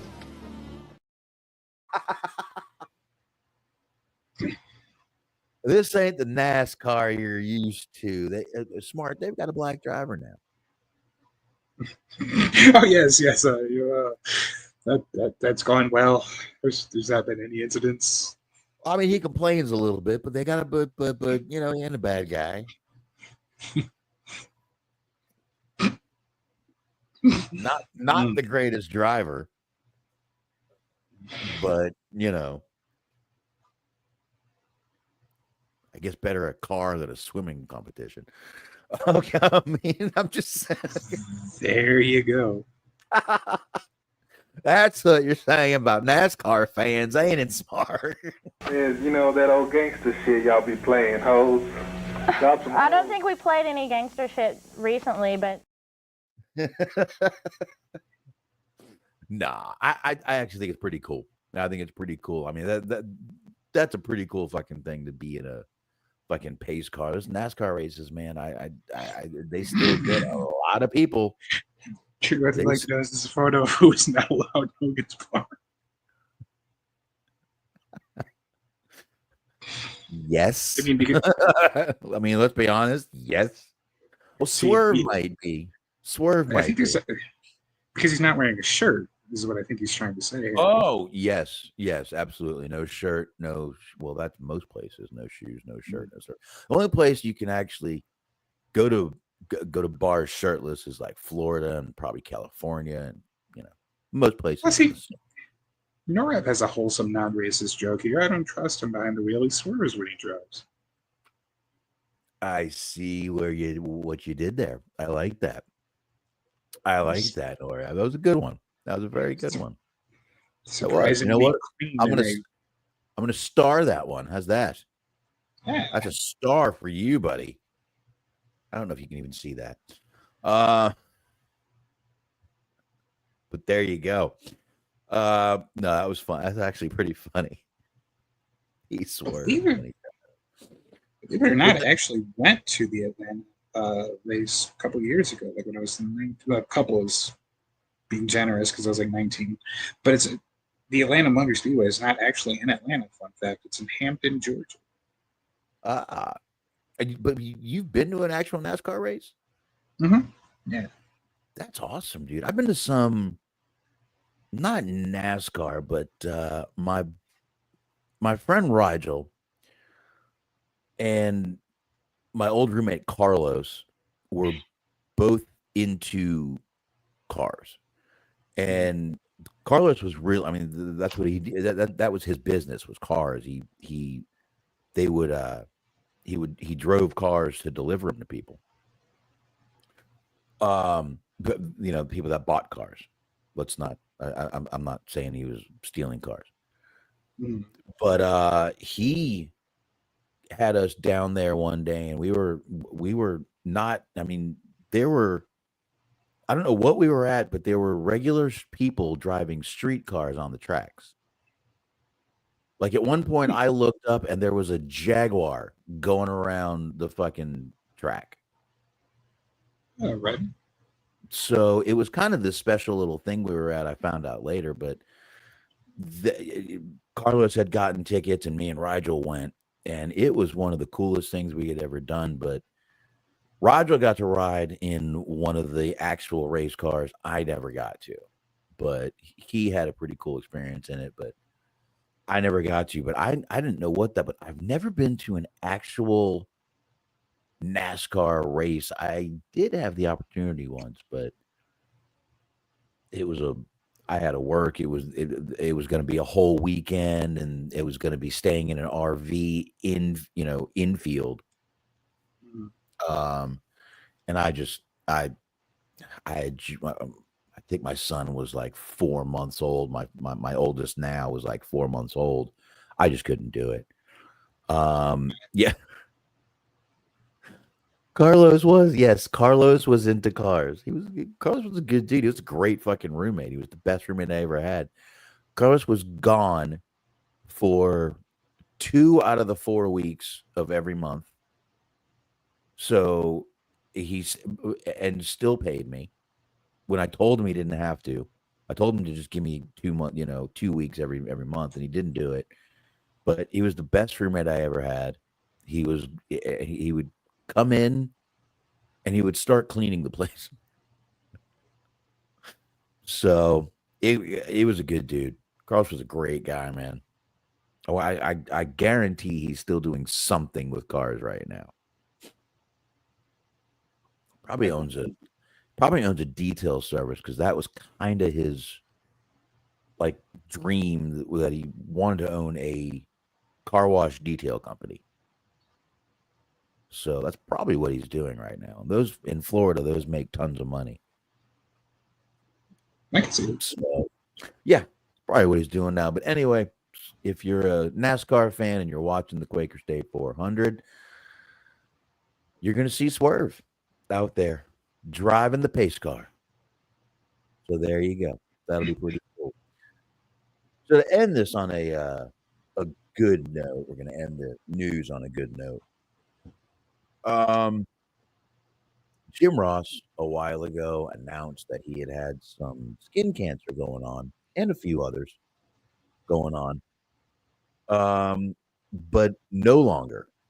So Jim Ross did announce that he is now cancer-free, 100% cancer-free. And basically, on his podcast, he said the cancer's gone, which I'm very happy to say. So I'm blessed that my health is returned, and I'm feeling pretty damn good. He also went along to thank Tony Khan and AEW for kind of keeping him on board, and even for just bringing him aboard in the first place. But the fact that they've supported the fact that AEW and Tony Khan have supported him through this whole thing, and he was just pretty grateful for it.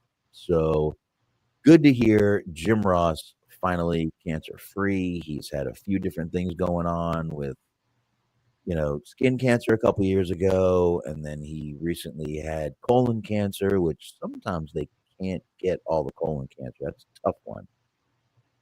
But it looks like they did get all of it, and his test came back good. So good old JR, cancer-free. That's fucking awesome. Absolutely. That is fucking awesome. So good JR. Stay that way. Hopefully you'll stay that way. But thought we'd end it on a good note for once. Yeah, right on. Yeah. So we've done that. And we've got AEW closing in on All In Texas coming up soon, Smark. I think it's July 12th. That sounds right. You know, real quick, while we're talking about JR, just a real quick aside, I can't see us talking about this for super long. What always brought to my attention that I never really thought about was like, as much as WCW was marketed as like the Southern Wrestling company, it was always interesting how like the WWF commentary team was significantly more Southern than WCW commentary team, because you had fucking Jerry Lawler and Jim Ross, just one guy from Oklahoma, one guy from Memphis, just super fucking Southern. Then you had like Tony Schiavone, wasn't really super. I don't know if he's from the South, but he doesn't sound very Southern. Like Mike Tenay, nothing there. Bobby Heenan, I think Bobby Heenan's from Chicago. So it's like, this is a very, the good old boy wrestling company. Not really a lot of Southern voices there. Kind of interesting. No, let's see. Where was Tony Schiavone? Was actually born in Virginia, Craigsville, Virginia. That's got some Southern to it there. Yeah, it's got a little Southern. Mike Tenay. Let's see. Mike Tenay was California. Okay. California, and let's see. Heenan. Let's go with Bobby Heenan here. I want to say Chicago. Not positive. Yep, born in Chicago, Illinois. Born in Chicago, Illinois. So yeah, there you go. I don't know, but you're right. It was kind of like that, WWF, whatever, F at the time, was always trying to be that non-Southern promotion. But that was also one of the reasons that Vince McMahon wasn't a JR fan for a while. He thought he was too Southern, which, I mean, in a way JR is, but that's just the voice we all know, man. That's there's nothing wrong with it. Fucking best ever done, in my opinion. But goddamn right. I can't argue with that shit. But we did have AEW this week, which I thought was a pretty good show. Yeah. A lot of people on this show. They had a few multi-person matches. But I did think it was a good show. Started off good. You had Tony Storm arriving backstage with Luther. You had Mercedes Moné attack her, drag Storm out to the entrance ramp. Cut a quick little promo. It was what it was. Mina Shirakawa came running out to make the save or rub Tony's arm, as it seemed. Mm-hmm. That's all she was doing, just rubbing that arm like it was a boob. Just rubbing it. I would twice. Then we had the Young Bucks backstage.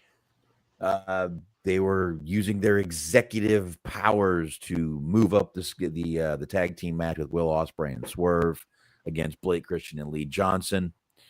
And it happened. They said it was happening right now. It was a pretty good match. Ospreay and Swerve got the win, which kind of pissed off the Young Bucks, but we did get a title match. We did get a title match that's going to happen with Swerve and Ospreay. So, I think not really. Was it so much a title match of it where it was like they challenge the Young Bucks and the winner gets the MVP status? Oh, you're right. Yeah. You're right. But they also did suspend Swerve for a week, which they put in a little video backstage. And I thought this was pretty funny when you had Okada and Takeshita with that little stare down. That was pretty cool. Okay. Let's see. Truno said if Cheeseman didn't know Loving Him for less kids, which is true. I'm glad you mentioned the little backstage segment because you have, if we're talking about the same one, it's the one where like Trent Barrett is talking. And he's talking about to the Young Bucks, and he's like, "Yeah, you're gonna love what I'm about to do with the fucking Kota Ibushi." And it's like, I was sitting. That seemed like the biggest stretch of like suspension of disbelief seen in the past. Because I was sitting there thinking, I was like, all right, like pretend you're one of the Young Bucks. Like, do you actually think in kayfabe, if we're pretending that everything's all real, do you think that they thought there was any chance in hell that fucking Trent Barrett is going to win? Like they like even if you pretend these are real people in a real life situation, it's like you're gonna go out there and get your ass kicked. Yeah, in real life, I think he was going to get his ass kicked. So I wouldn't think in even fake that he was going to win. How's that? Mm-hmm. Like, I just imagine the Young Bucks as characters. Like, yeah, sure, whatever. Like, we're gonna start him off soft. If we really want to need somebody to kick his ass, we'll send somebody else. We're not sending you. Come on, pal. Yeah. I don't know. I don't think I'm not the biggest Trent Beretta fan anyway. I mean, the guy's got himself in great shape. He goes out there, he does what he does. He's not bad in the ring. He's not bad on promo. Roderick Strong, plug and play. Sorry. He's the same thing to me. That's exactly how I feel.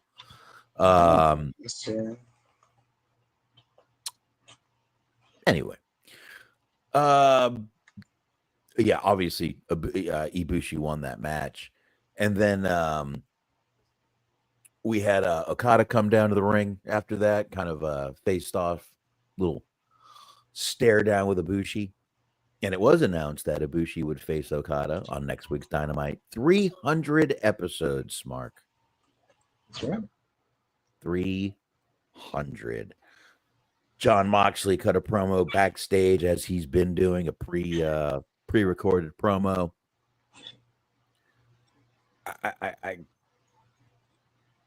He does this all the time. He just starts cutting the same promos. It's the same fucking thing over and over again. So, okay. Plus, this feud is. Go ahead. I'm sorry. You said Trent Beretta is play Roderick Strong. So I went on Wikipedia to look up what their build height is. Mm-hmm. Trent Beretta build height 6 foot. Don't believe that. Okay. My rule of thumb is always, if they say the build height, just take 2 off. Okay. So by that logic, 5'10". Roderick Strong's build height 5'10". Do you believe that? Is this the only instance in life wrestling where they've actually been telling the truth about the build height? Because I can buy him being 5'10". What does that mean? That by my own rules, he is 5'8". I think he's 4'6", but that's just me. So you're putting him at 3 inches taller than Low Ki. Right. I can see that. Right. Basically. Holy shit! I have to look. What is Low Ki's build height? Ooh, let's get to the bottom of this mystery. Low Ki. 5. I'm going to say 5'9". Build height 5'7". 5'7". Jesus. My God. Build weight 174. So he is. Oh. Yeah, you're probably right. He's just like an inch shorter than Alexa Bliss. He's a little bitty thing. That is the funniest shit in the world. That season of NXT where he was just like literally like cool as Chihuahua. Oh, so bad. I don't know. Just never been a big fan of that guy. But we did have a little ricochet. What was I about to say? I don't even know what word I was trying to say there besides ricochet. Jesus Christ! Get Ricochet backstage trying to recruit AR Fox, I guess you could say, to be in a match against Mike Bailey and Kevin Knight. I get he was trying to recruit him. He kind of baited him into it, and then ended up fucking him over in the end with, jet speed, they call him, speed Mike Bailey and Kevin Knight. I don't know. The more I see Speedball, I got to tell you, I like the guy. I think he's good. He gives me a really, he honestly gives me a Ricky the Dragon Steamboat vibe when he's in the ring. I figured you'd like him because his whole kind of aesthetic is like 80s, like movie vibe to him, like the whole 80s action movie vibe. He's Ricky the Dragon Steamboat vibe to me, because that's basically what Ricky the Dragon Steamboat was. I like it. I do like him. And I just he is a throwback. I'll definitely say he's kind of a throwback guy. And I think he's I didn't know much about him, but the more I see of him, the more I'm like, fucking this guy's got something that I can get behind. I wonder if fucking WWE still owns the rights to that, or if they own the rights to that ever at all anyway. Of like, I want to see, now that you mentioned it, I would love nothing more in life than to see fucking Mike Bailey come down to the ring with that Family Man theme song that they used to have, like Steamboat come down. Ain't no doubt about it, he's a family man. Loves his wife and kids and does the best. That would be good. That'd be fucking great. That'd be fucking awesome. But he got stomped out so hard on that fucking Slam Jam CD. Everyone else had a fucking song that was like a cool biography of their life, and Ricky Steamboat's song was like, "Oh, he doesn't cheat on his wife. Like, don't worry, he doesn't get any pussy ever." It's like, jeez, way to make him look cool. Hey, he's a family man. There's nothing wrong with being a family man. That is cool to some people. Damn it. He volunteers. I mean, I guess it's not cool to cool people. But I mean, well, like fucking Ron Simmons' song is just about how he'll like beat your ass in like 6 seconds. Ricky Steamboat's is like how he like fucking volunteers at bingo night at the old people's home. Just PTA and stuff like that. Mm-hmm. That's it. But I don't know. I've said before, if you ask me my favorite of all time wrestlers that aren't a tag team, obviously, it would be Ricky the Dragon Steamboat. So he gives me those vibes. Even in the ring, he gives me a little bit of those vibes. He's got that snap, that quickness, that I think Ricky the Steamboat Dragon had. So I enjoy it. It kind of gives me a throwback. It's a little bit nostalgic for me. Whatever. That might be the whole reason I enjoy it, and I have no problems with that.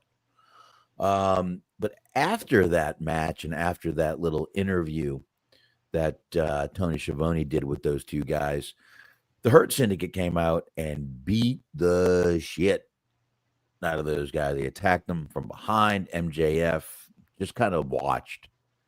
But Lashley was choking Mike Bailey. Shelton was slamming him on the apron. MJF did set up a table, so he did something. He set up the table, which is what you would expect him to do in that group.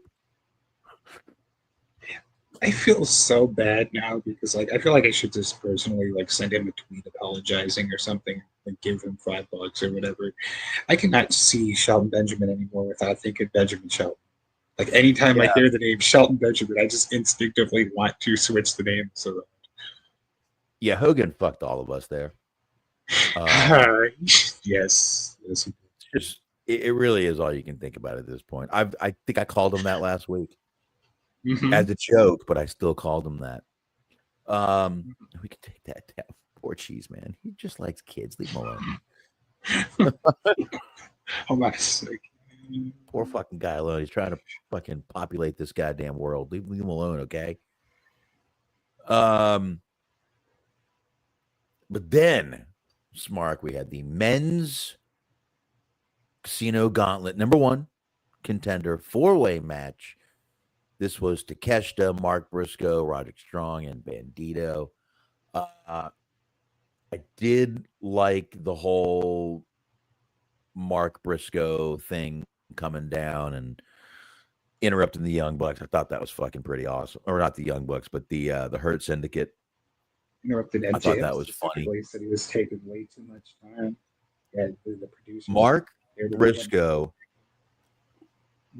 Mark Briscoe got the crowd to chant kosher pickles. When I will bet you half of them don't know what the word kosher even means. Oh God, where were they this week? I forget.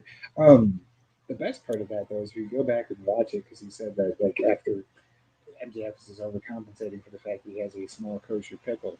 Yep. If you just, which is why he has so much fun hanging out with the Hurt Syndicate. If you like go back and watch, you can see Bobby Lashley just fucking completely start laughing. Like he broke him. He broke him hard. Yeah. I'm sorry, folks, but I'll say again, more Mark Briscoe. I could have more Mark Briscoe on my show and be happy with it. I think he is just, dude, he's everyone. He's just He's just a normal guy. He's your fucking uncle. He's the drunken uncle that shows up to the barbecue. You know what is great, I would say, honestly, is like he reminds me of those like the like back in the 80s, back in the 90s, whatever, when you would have like the wrestlers come on like the local TV shows and like they were actually entertaining and engaging. You wanted to, like not local TV, but like like they had fucking Randy Savage on Arsenio Hall, and like the wrestlers would like show up and they would actually be like these characters, and you'd want to see it if you want a wrestling thing. Like, hey, what's this about? Like fucking, you could so totally do that with Mark Briscoe, because honestly, we've talked about this before, but like some of the best pieces of like wrestling media, you just go on YouTube, you type in Mark Briscoe weather, like him doing the weather reports on the local television channels is fucking just unmatched greatness.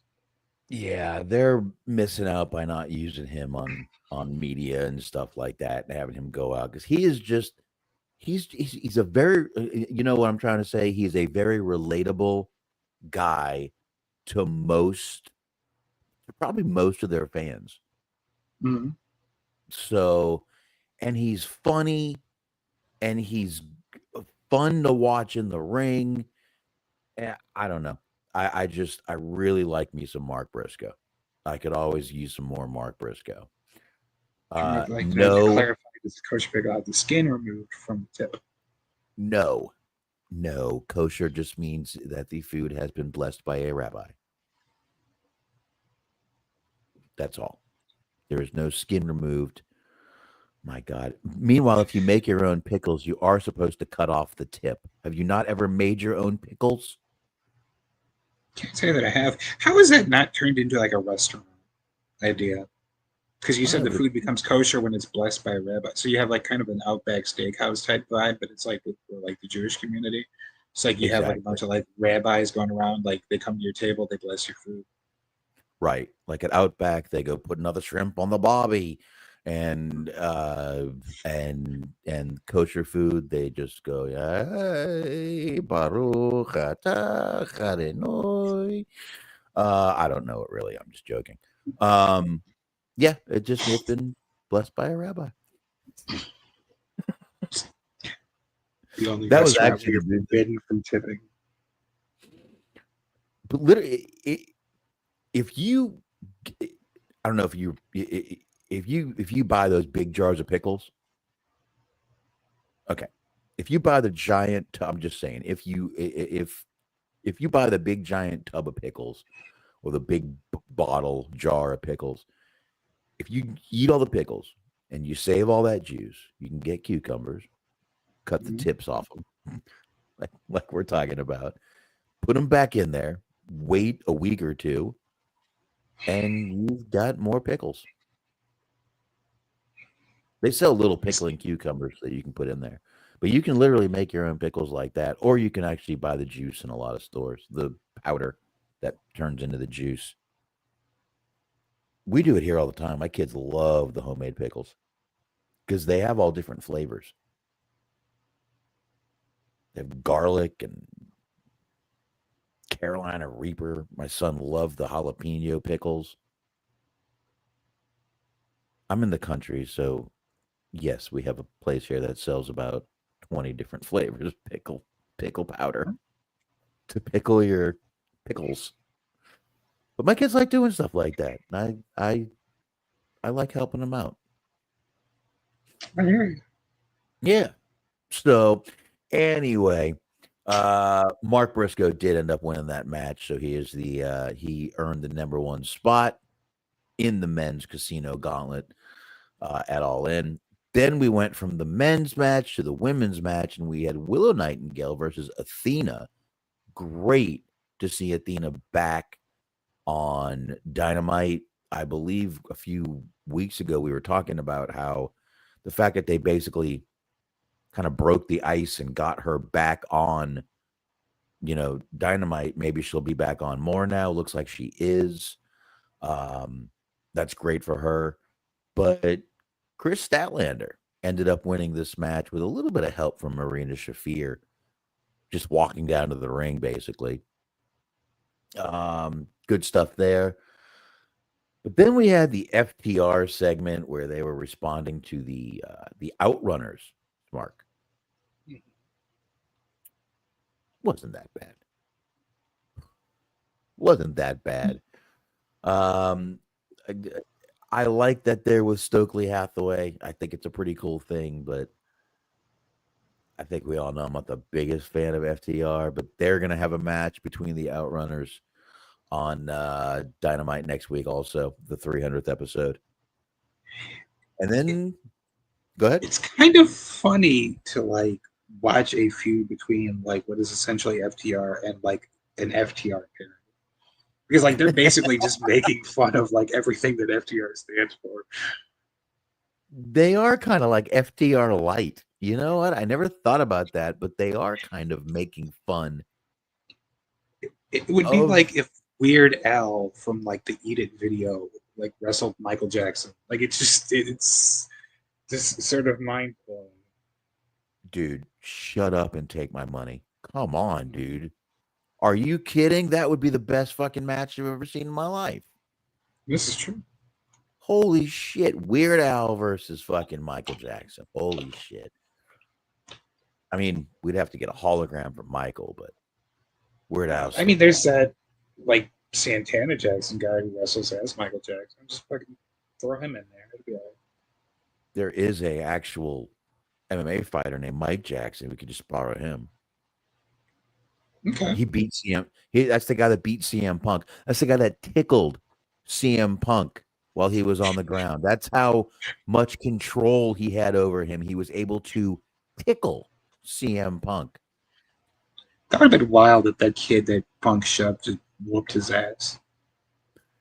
Like Punk goes to shove the kid, he just sort of gets him in an armbar.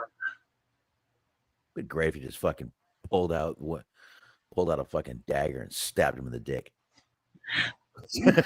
That would have been really cool.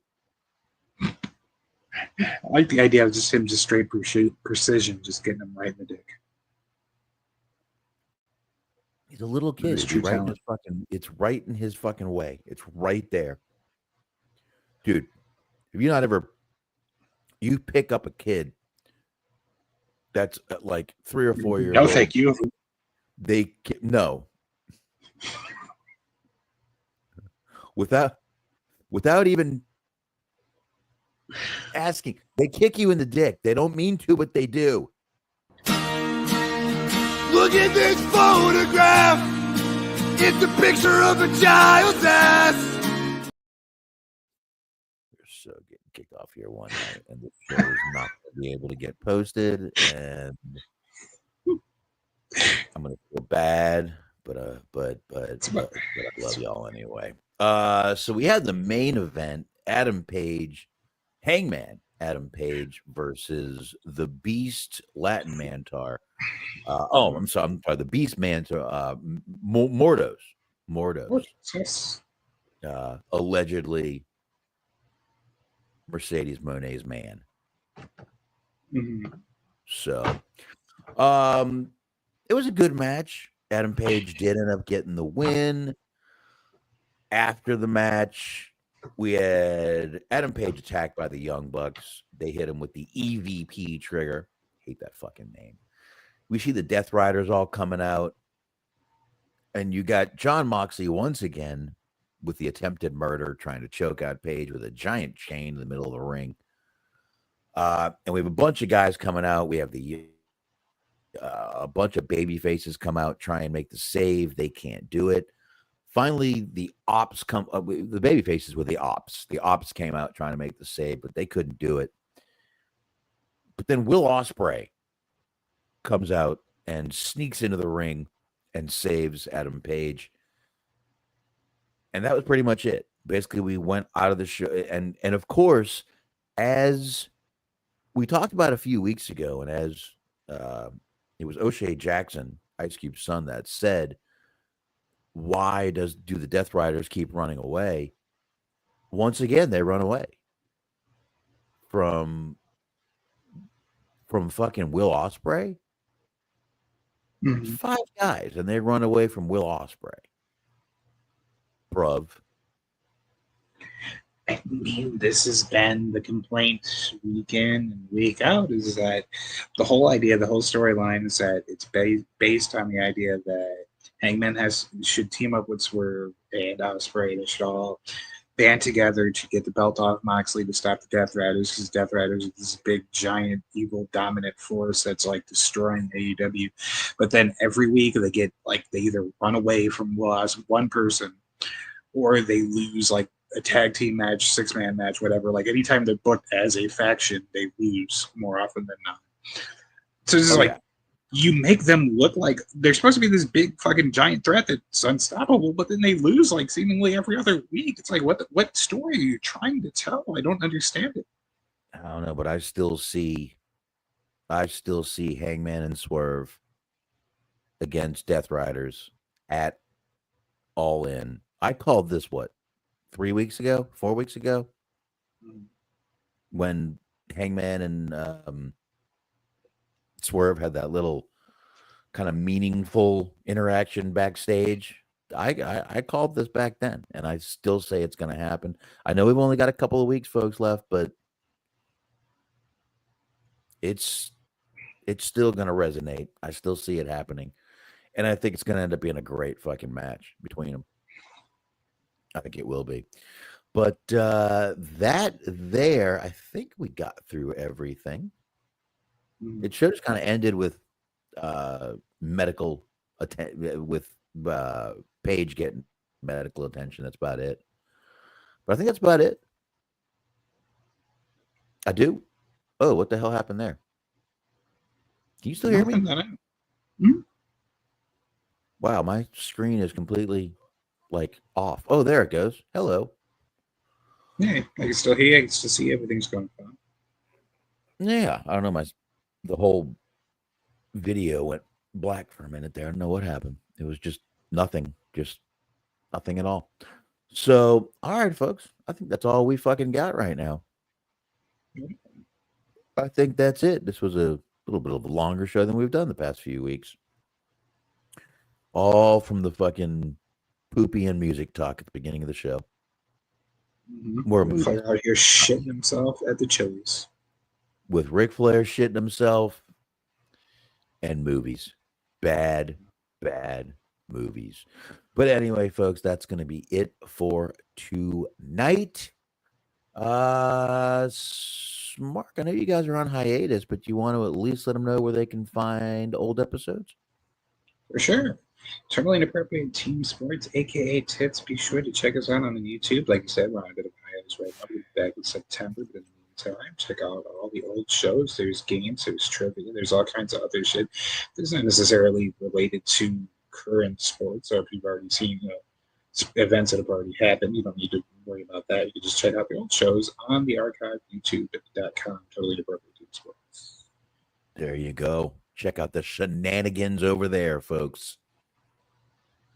I will be back with Hollywood Hangout. I'm sorry, everybody. My weekends have been fucked up for the past few weeks.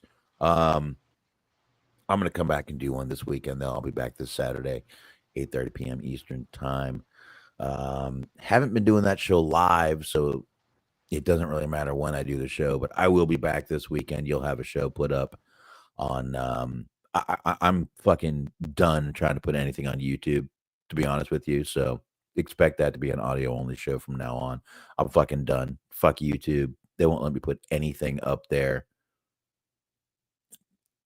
Things I used to put up there, they're starting to take down. I'll put it that way. Things that have been cleared, they're now taking down. So fuck YouTube.